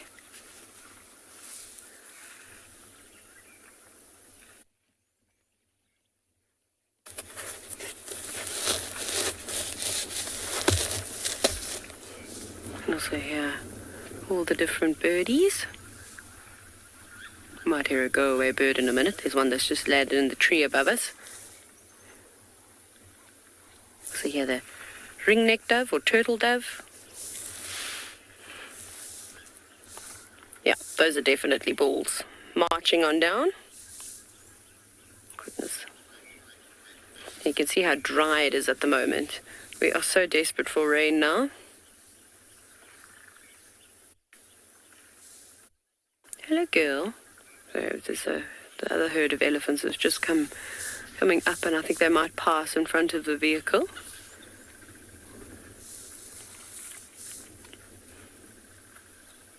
Hello, big girl. So this is the rest of Susan's herd. One of the other big females. Just trying to count here. 1, 2. There's about four really big cows. Here's the little one. Hello, cheeky. Off you go. It's probably going to end up face first in the water as soon as it gets to the edge, which could be quite comical.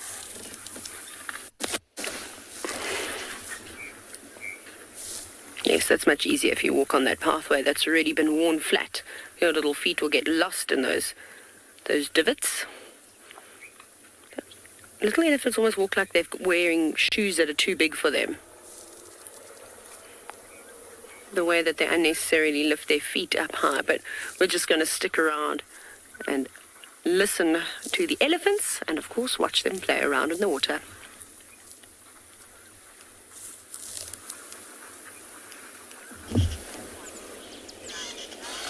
That's the best way to spend time with Ellies, is to just stick around and watch them. Generally, if you do, you get some sort of behavior that's worth taking in. So Ellies are a great animal for that. Clarumba's another great animal for sticking around with.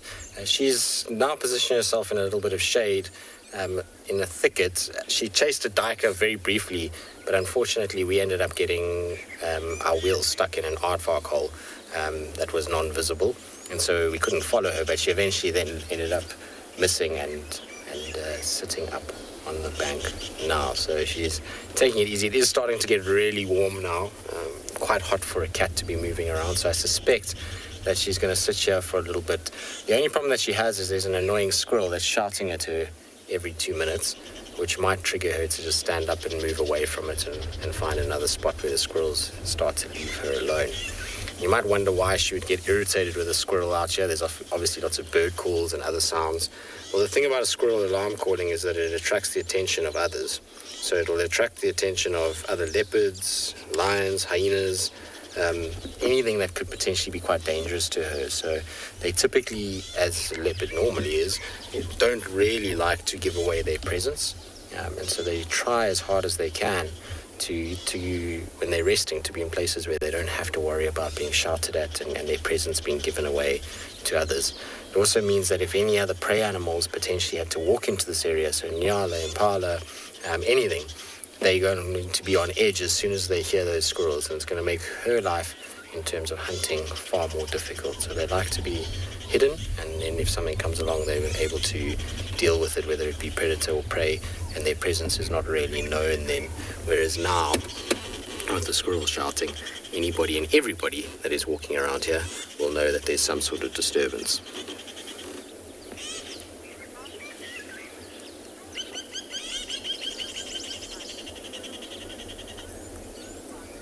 Godfrey, yes, they will.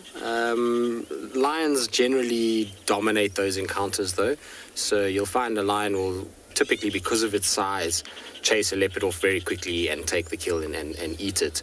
But there are reported cases of leopards going in on kills where lions have been, the most famous of which was a male leopard down in the south of the Sabi sands. He went into a drainage line, found lions feeding on a kudu, and he ran in with such aggression that the lions actually bombshelled off, and he started to feed on the kudu, and then the lions came back, and eventually he was chased away. But for a long period of time, he sat very close to the carcass while the lions fed and actually got himself a bit of meat. That particular scenario is very, very uncommon, just purely off the fact that lions and leopards don't like each other, and if a lion can get hold of a leopard, it will kill it. And so leopards normally give way, knowing that they are much smaller, they don't have nearly as much power, and they normally try and get up into a tree and away from lions. So lions generally are the bullies and take the kind of food away, but it does happen every now and then that a leopard might risk it, particularly a big male. A female of her size is definitely not going to even bother with trying to fight over a kill with lions. She knows that she'll get outcompeted completely, and the risk to her life is far too great. And when you see how predators work, they're always going to have a risk versus reward scale. And so risking their life to fight with lions over a small piece of meat is not great odds. They'd rather leave that, let the lions feed and go off and hunt something else and find food that has less risk attached to it. And that's also comes into play when they're hunting. So like a leopard is not going to hunt a buffalo because the reward, while big, the risk is too great being on their own, and they're physically not really capable of doing it. So they then start to rescale, and they'll start to then go on to things like an impala and that sort of size category. And it's the same with lions. If a lion's in a big pride, then buffalo are a target. If it's a single lioness on her own, they generally don't even look at buffalo. They're more interested in the antelope species. So Yeah, you'll find that they try and avoid each other as much as possible, more than actually fighting over kills, but it does happen from time to time. Oh, she's getting flatter and flatter at the moment. I suppose it's to be expected. She's had a long night. She's covered serious distance. In terms of how far she's actually walked, those little feet have probably carried her in the course of last night. I reckon, just given where she was seen and at times that she was seen, she must have done at least 20 kilometers last night, since about 6 o'clock in the evening. And that was already, she was mobile, so we don't know where she was prior to that. But she did at least 20 kilometers last night, just in a round trip, and moving all over the place, which is a long, long way. So I'm not surprised that she's having a bit of a nap, and deciding that she's going to take it easy for the rest of the morning.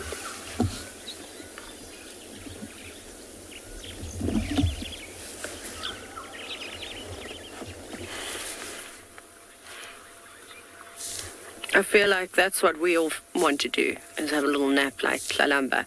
But these elephants are not interested in having a bit of a rest. It's now a trunk of war, as you can see. Some of the youngsters that were so playful a little bit earlier this morning have now decided to play around the watering hole. Gentlemen, if you could please now enter the water and continue to play about in there, that would be quite entertaining.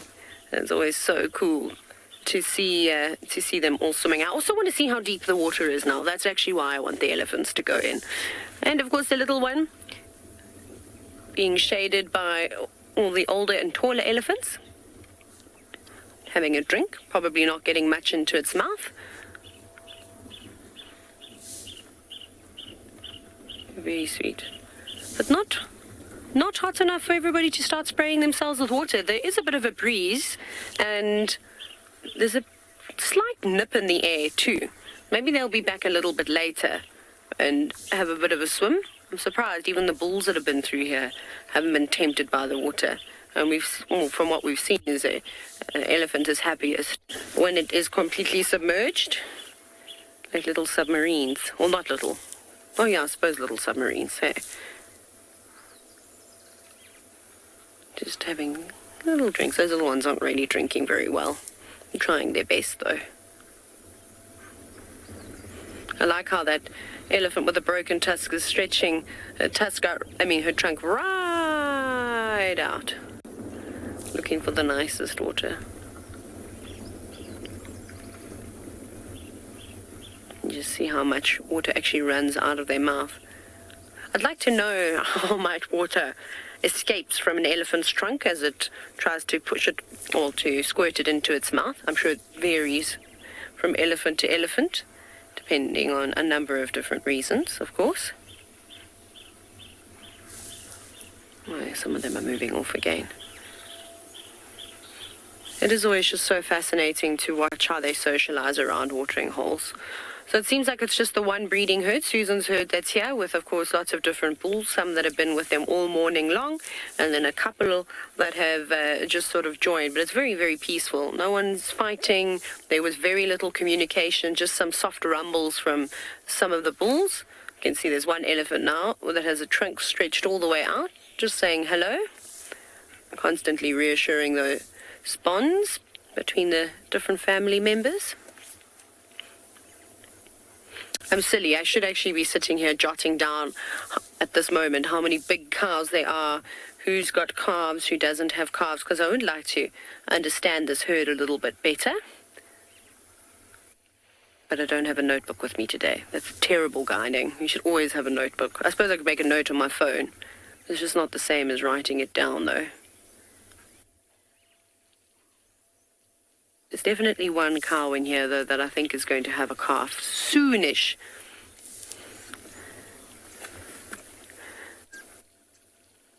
But I can't see her now, but she's quite round, and her calf is probably about 4 or 5 years, her youngest calf, so it's about right.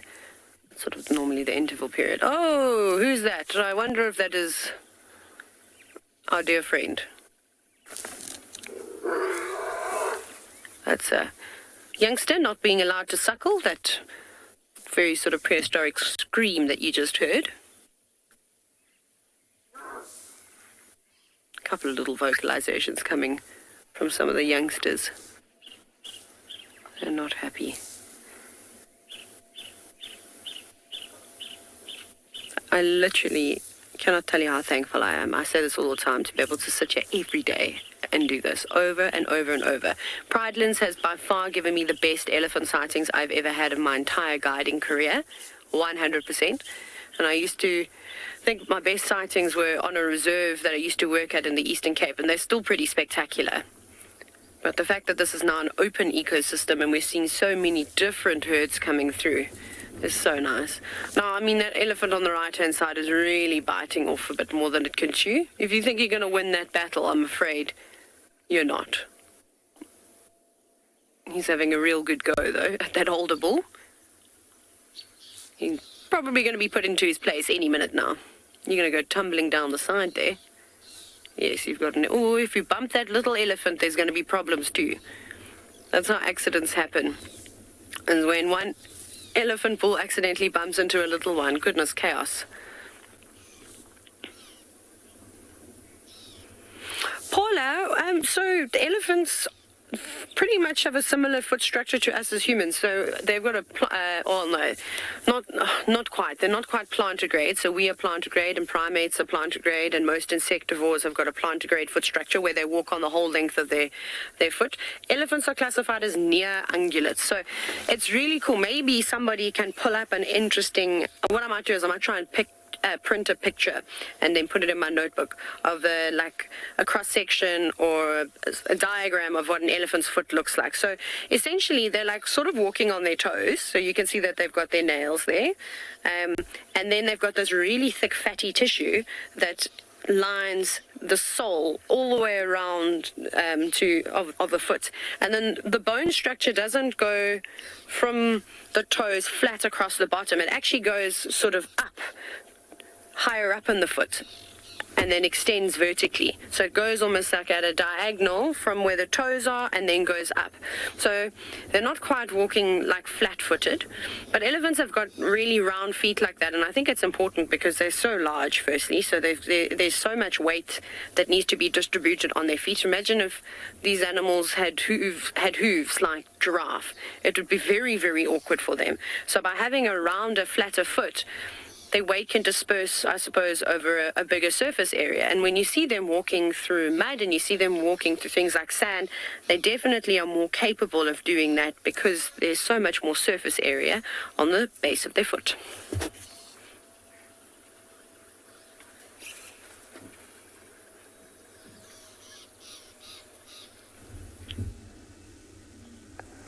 It's nice seeing elephants when they're walking, or maybe when they're relaxed.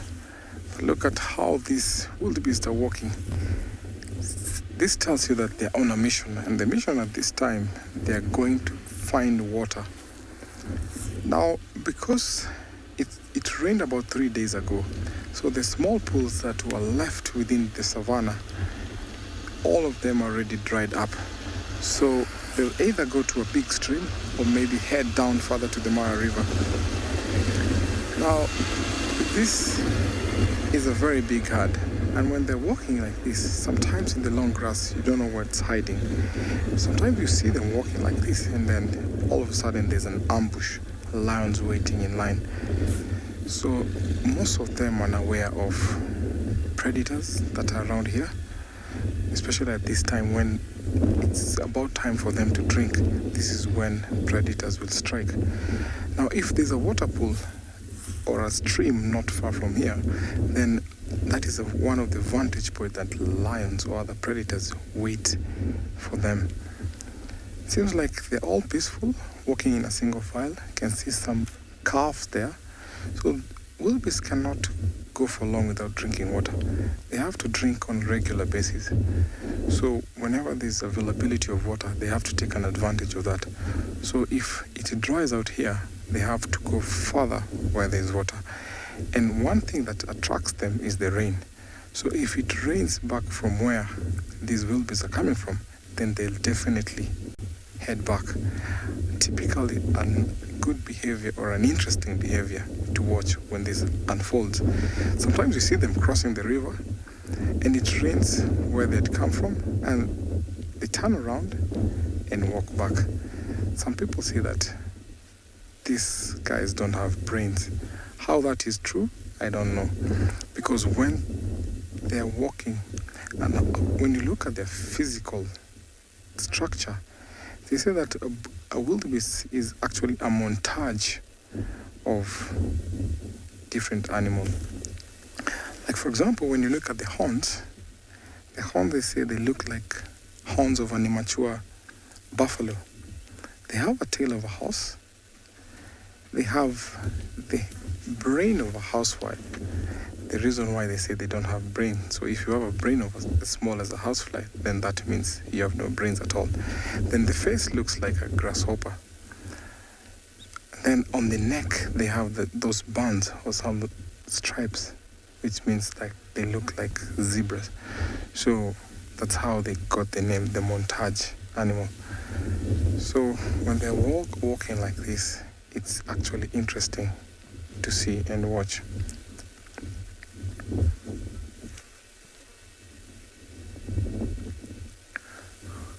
Chris, thank you for your question. They find a waterhole by smelling where they water, and of course this path that they use, they've been using this for over decades, so they have experience from where these paths are.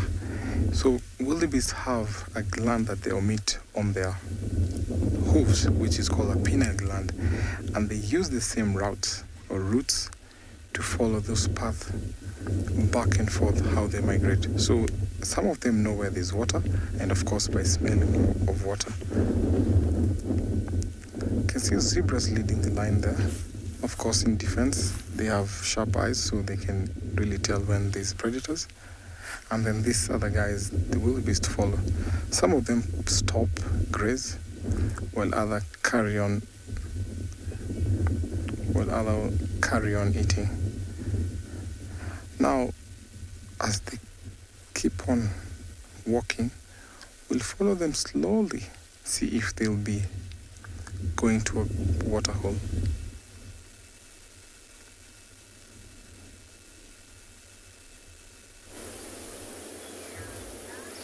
Well, I'm sure they will be if it's anywhere near as hot as it is here.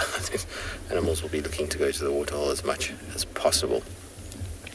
Kalamba at this stage, well, she's still asleep. I actually think she's going to move fairly shortly. It's why we're still with her.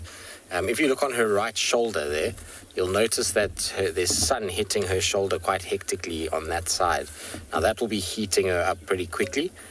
So that area there is going to get hotter and hotter. And as that starts to move, and it particularly starts to hit her face, because the sun should start creeping around a little bit, she's going to get uncomfortable and then she'll reposition. So either she's going to reposition where she is right now, or she might get up and start to move. Typically they don't like hot patches like that.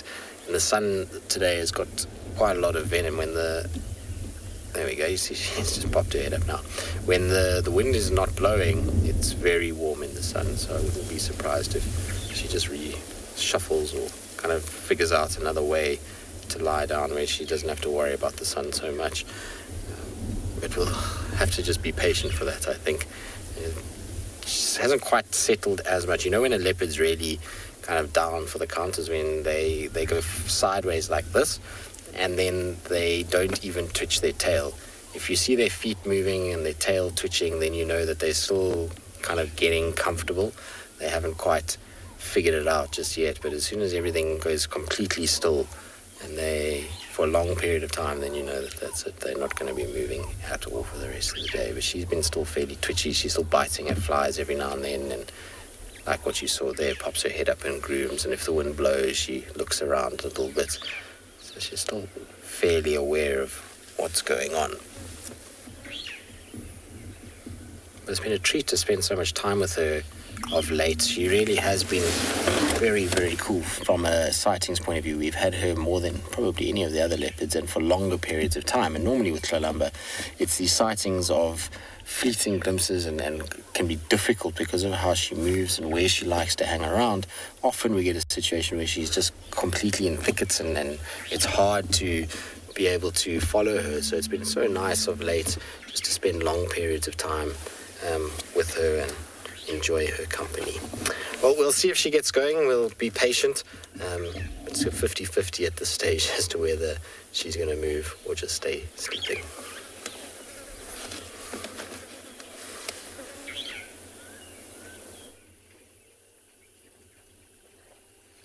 we thought that this scene couldn't get any more peaceful, it has indeed. One of the little elephants has gone to sleep. Perfect. And has its head in the shade. Look how precious that is. And then, of course, Auntie Susan standing over the top of it, making sure that no one comes to cause any trouble. She was actually being quite sweet. She was sort of draping her trunk all over. She was checking her... Sorry, apologies. She was draping her trunk all over that little elephant, like sort of caressing it. Look there. You'll see she's going to do it again. If you watch her carefully, there you go. Can we have a closer look just when she does that? Yeah. So just to the left. There we go. So Susan is the big elephant standing on the left-hand side of the screen, and you'll watch her how gentle she is and how she constantly touches the little ones. Now, of course, when one little elephant is on the floor, the others cannot resist, and they will climb on top of each other, and it becomes a wrestling match. I'm going to pin you on the ground. They are so sweet. They're very affectionate animals. They are always constantly touching. That sort of tactile communication is so important. Oh, look at them.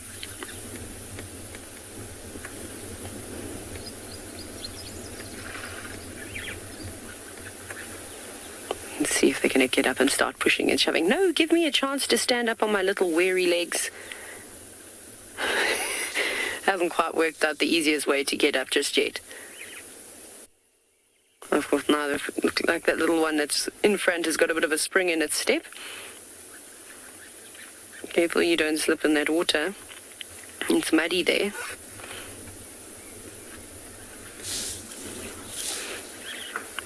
Very brave, going all out on its own. Oh, blowing bubbles. Must be so fascinating to have a trunk. I also love the way that they open and close those little fingers. It's like trying to work out, how does Mum do it? How does she just get the top water once I've stirred with my trunk? I see her, and she seems to enjoy it much more than this terrible water that I can only drink. Yes, don't worry, little one. When you have trained all those muscles in your trunk, it'll become a lot easier to make it do what you want. Another elephant also blowing bubbles, just stirring up the dirty water, looking for the nice clean stuff. And it's also starting to get a bit of a smell now, like quite a musky, drain water-esque scent from this water. But we know, of course, that's from all the different animals rolling around in it and defecating and urinating in it, so it's not going to be particularly nice.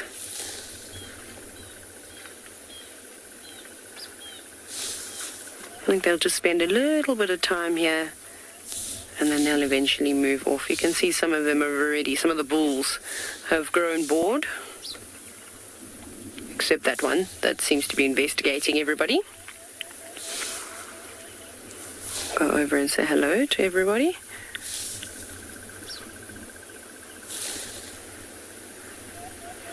Barging through the middle of the herd. Ooh, cheeky. But that's what bulls do typically when they're much bigger. We've seen it a lot and we've spoken about it a lot. That's how they'll come and check all the females to see if they are coming into estrus. And then every now and then the cows get a bit sick of them and push them away. I know, you found someone to play with.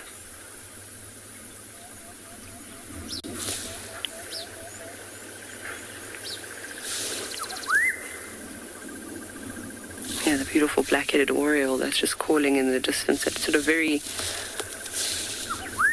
melodious call. So nice. The birds in camp are fantastic. With all the boerbean flowers.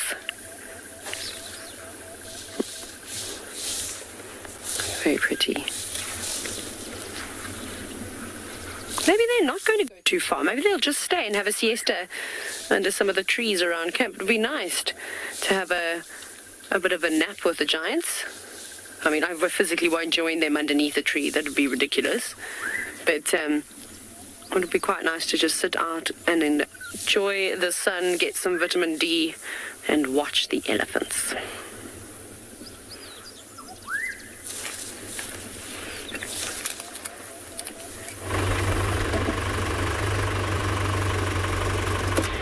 Well, seeing elephants drinking is one of the best things because sometimes after seeing them drinking, they might decide to bathe in the water. Now, I got animals here that were drinking a few minutes earlier. There's a natural waterhole not very far from where I am. And after all the drinking, they have moved. And if you look at some of them carefully, like those elands there, they have chose just to rest and maybe chew cud, as they have always done. But now, one major difference between those two species there, the elands on the left and the zebras on the right, the zebras are non-ruminants. And I'm sure you will understand what that means. That the elands or the ruminants, the ungulates that have four-chambered stomachs, are able to eat as much as they can. When either it gets too hot or the fat stomach gets too full, they'll always regurgitate what they have eaten and rechew it better and then re-swallow it again. Zebras do not do that. And out here in the wilderness, we have always debated which animal has big advantage over the other between the ruminants and the non-ruminants. And for me, I've always thought the non-ruminants tend to do better because they just eat what they need and then the digestion takes place. It's a huge male eland there. You can see the Vulture with size. The female, the two lying down, sitting down there, those are females, little brownish. And most likely those two that are standing there, both of them are males. So that's a female there. The males get a bit grayish as they age. Huge animals. And when very old, when you hear them walking, you'll hear some kind of click in their knees, and especially the front knees, the front legs. Click, something like that. And in the you can hear animals walking the thickets that you couldn't see because of the darkness. You could not fail to identify or know eland from other animals. If you could just stop and listen, you could or you could hear the knees knocking like metal.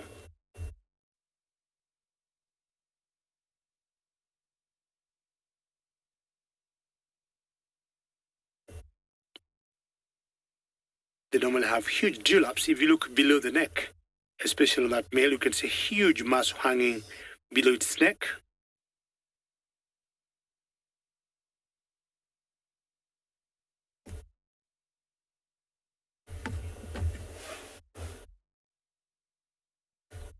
Six, you're asking about the relationship between zebras and giraffes. And apart from both of them being the same class, Mammalia, they are not related at all.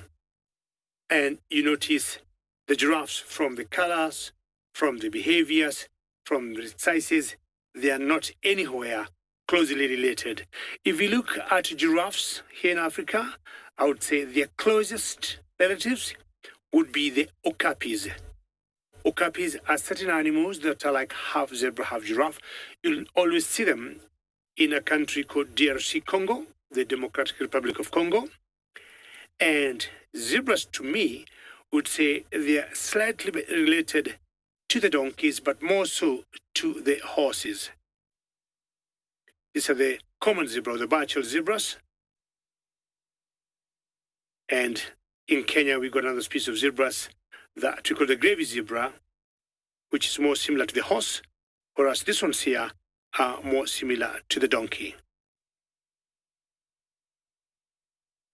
So the difference, the elands now have to keep chewing cud or regurgitating and chewing cud, and they may ruminate the better part of the day because it has started to get warm currently.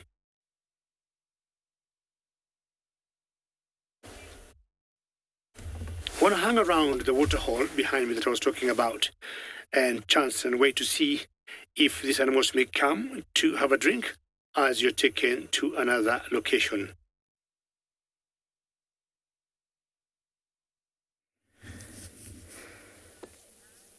We're back with our sleepy and kahumas here in Djuma Game Reserve. And talking of drinking, we're not too far away from Treehouse Dam. So I do anticipate that later on in the afternoon, this pride will go to Treehouse Dam for a drink. It's very hot and it's apparently supposed to push 33 degrees today, degrees Celsius. And you can see that they're tucked away in the bare minimum of shadow. There's really not much shade here. It's very open. They've not chosen the best spot. And you can see that they're just all lying within a section of that shadow.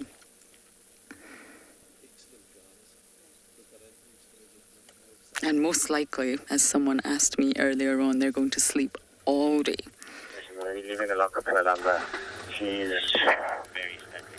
Apologies, that's Tristan. Hi, Tristan.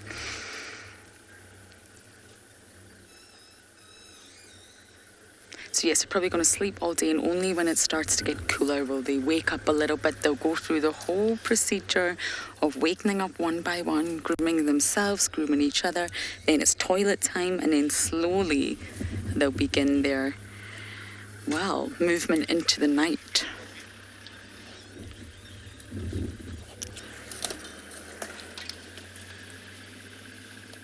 Must be very uncomfortable being covered in hair. And lying in this heat, I'm already struggling. Oh, look, where do we begin? What a question, I love it. I'm thinking, in case you can't hear the cogs in my head turning, lions, I think. I have smelled a lot of terrible piles of scat in my life and driven through some, which is wonderful because it goes into the grooves of your tires and travels with you the entire day, and then you bring it back to camp, which is even more delightful. I would say lions. Hyenas can smell awful. Hyenas are a little bit more gassy, and that's awful. Leopards are not pleasant, but I really have to say in terms of scat, it's lions. It's really, really awful for the nostrils. I've been in some wonderful sightings with the Nkuhumas where they left scat all around the vehicle in a big circle. So we had no escape route but to drive through the scat. But producing feces is normal for any animal. All organisms of some sort, mostly there's some insects that are slightly bizarre, produce some sort of excrement, waste product, digestive products. It needs to come out somewhere in most organisms throughout the animal kingdom, even in the ocean. But for your cats, it's also a form of territorial marking when you do this. It leaves your scent and your chemical communications behind. So we're going to sit here in the blazing hot sunshine and watch the Nkuhumas sleep.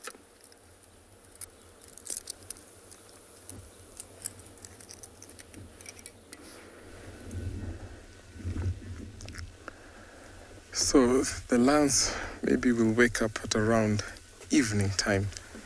Here we have an activity. We've been following this herd for quite a while. So these herds or wildebeest are known to walk up to more than 15 kilometers away from the river to graze and go back. So they take or make long journeys to the river. Now we have small pools around here next to the road because the rain that rained about 2 and 3 days ago.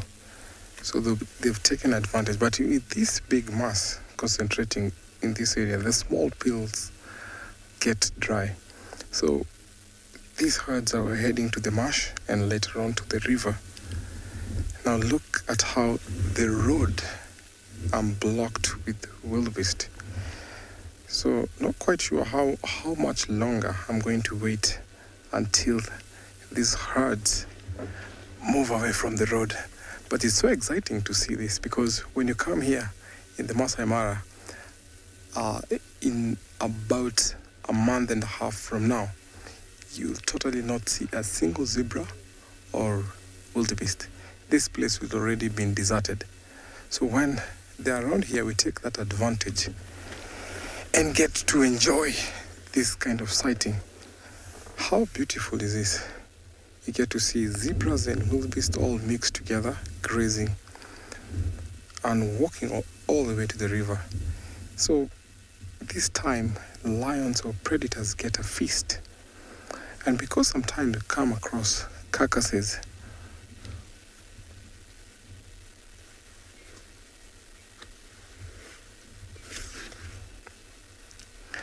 thank you so much for your question.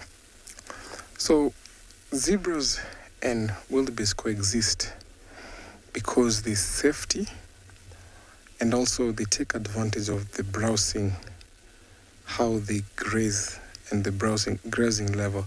So the wildebeest will eat the long grass. As they walk, they cut off the grass, and then the low grass or the shorter grass, the zebras take an advantage. Then second thing is that zebras have very sharp eyesight, so they'll help to watch over for predators. So in that case, it's a matter of security that really makes them coexist like this. Now this mixed herd, remember, all of these wildebeest have bulls that protect the cows.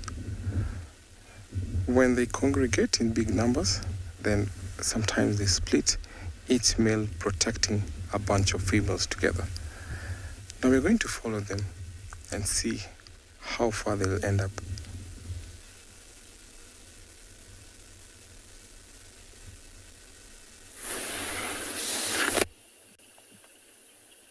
Now we have a testosterone-fueled dust. I don't even know. Sorry about the audio issues. Sorry. I don't know. I've literally not done anything. Sorry, everybody. This is the story of my life. Audio issues.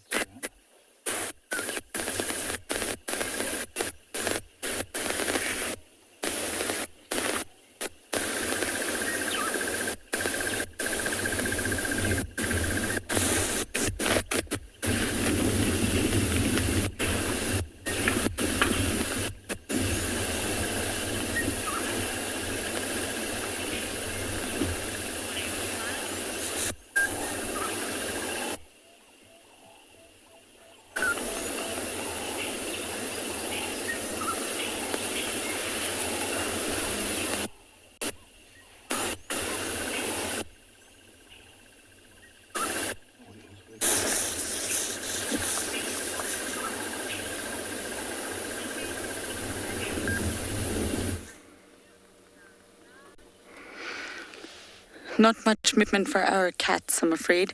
I'm still trying to figure out if this is Blondie or Mohawk. Hashtag WildEarth, lion experts, let me know. They got to a stage where they started to look, I'm just getting my binos out so that I can also have a close look. Look remarkably similar. You can see the hair goes up. Most lions around the age of 3 start to develop, or even earlier actually, a little mini mohawk. And that's how the manes actually start. So it's not the most ideal nickname for an adult male.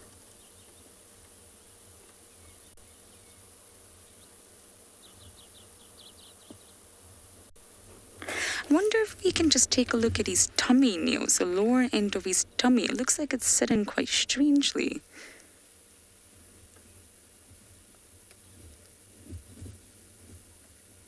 Looks like he's got something very awkward in his tummy. I don't know if you would agree.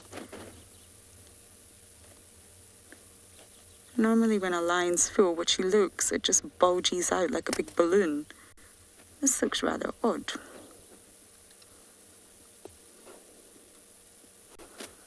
He definitely looks full though.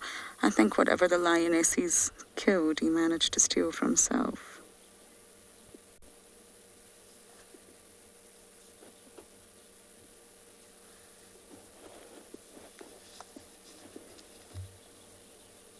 And the Avoca Coalition, at 7 years old now, they are dominant over definitely the Talamatis and Nkuhumas, but Darkmane was seen spending time with the Torchwood Pride, so that's also interesting. And the larger the territory for male lions, the more prides that can reside within that territory and the more mating opportunities you can have. But of course, it's a lot more work. being dominant over more prides means more work. So you tend to find the larger the coalitions, they can go up to 8 or 9 in size, individual-wise. The larger the coalition, the more area that they can cover as part of their territory. More prides they can reside over. More lionesses they can mate with. But the larger coalitions tend to be of more related lions, brothers or even cousins. And this is because you can mate by proxy, you can have offspring by proxy. It's still your DNA, okay, not directly, but it's still related to you. And therefore it's still beneficial for a male lion because part of his genes will be mingled in with that DNA. Whereas unrelated males, you can't do that. So effectively, there is a little bit of competition there. If your coalition mate successfully mates with the female and you're not related to him, it really doesn't benefit you in any way, shape or form. So smaller coalitions tend to be of unrelated males.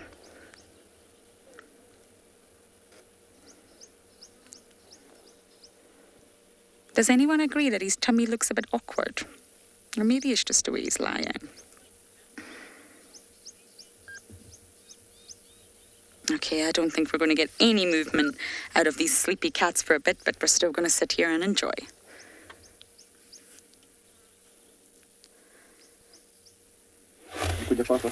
Yeah, exactly. Yeah, apparently, when the lions choose to sleep, they go flat. Not much you can do until maybe when it'll cool off, or they'll see something interesting, because lions will take any opportunity that comes to them and they would hunt them. We got some buffaloes here, and what's happening is this morning I've seen us with lots of wildebeest, lots of zebras, and especially with Timothy. Now, once all those wildebeest be gone towards south of the Mara, towards Serengeti National Park, these buffaloes here are what will be left behind and is what they'll be feeding on. It will not be easy for them, having been used to bringing down a wildebeest, a zebra every other day. And we know lions and buffaloes are mortal enemies, but they're left with no choice. There's a particular pride of lions here in the Mara Triangle. I'm sure you all know it, that I love, called the Sausage Tree Pride, and they call them specialists of bringing buffaloes down. If you look over and beyond those trees there, you can see some small little dots. All those are wildebeests and zebras. Now, this to me certainly is the very tail end of the migration, and they'll be going more, I would say, southeast direction, and that will be towards the Serengeti National Park. But we don't see them again until next year, June, July, and they'll come in bigger numbers because they'll have dropped their young ones in Serengeti, east of Serengeti National Park, or the western of the Ngorongoro Conservation Area in Tanzania. That happens every month of February for a duration of about 2 weeks. During that time, anything from 500,000 to 600,000 calves are always dropped. And what a day it has been, or what a sunrise safari it has been today. Cheetahs, leopards, lions, hyenas, buffaloes, ellis, jackal pups, yes, that I saw this morning. And we cannot thank you enough for having joined us. And we're always very, very grateful and thankful for your questions and for the comments that you send to us every day. But most importantly, we'll be out again here for the Sunset Safari. Please join us. From all of us, very many thanks, and bye-bye for now.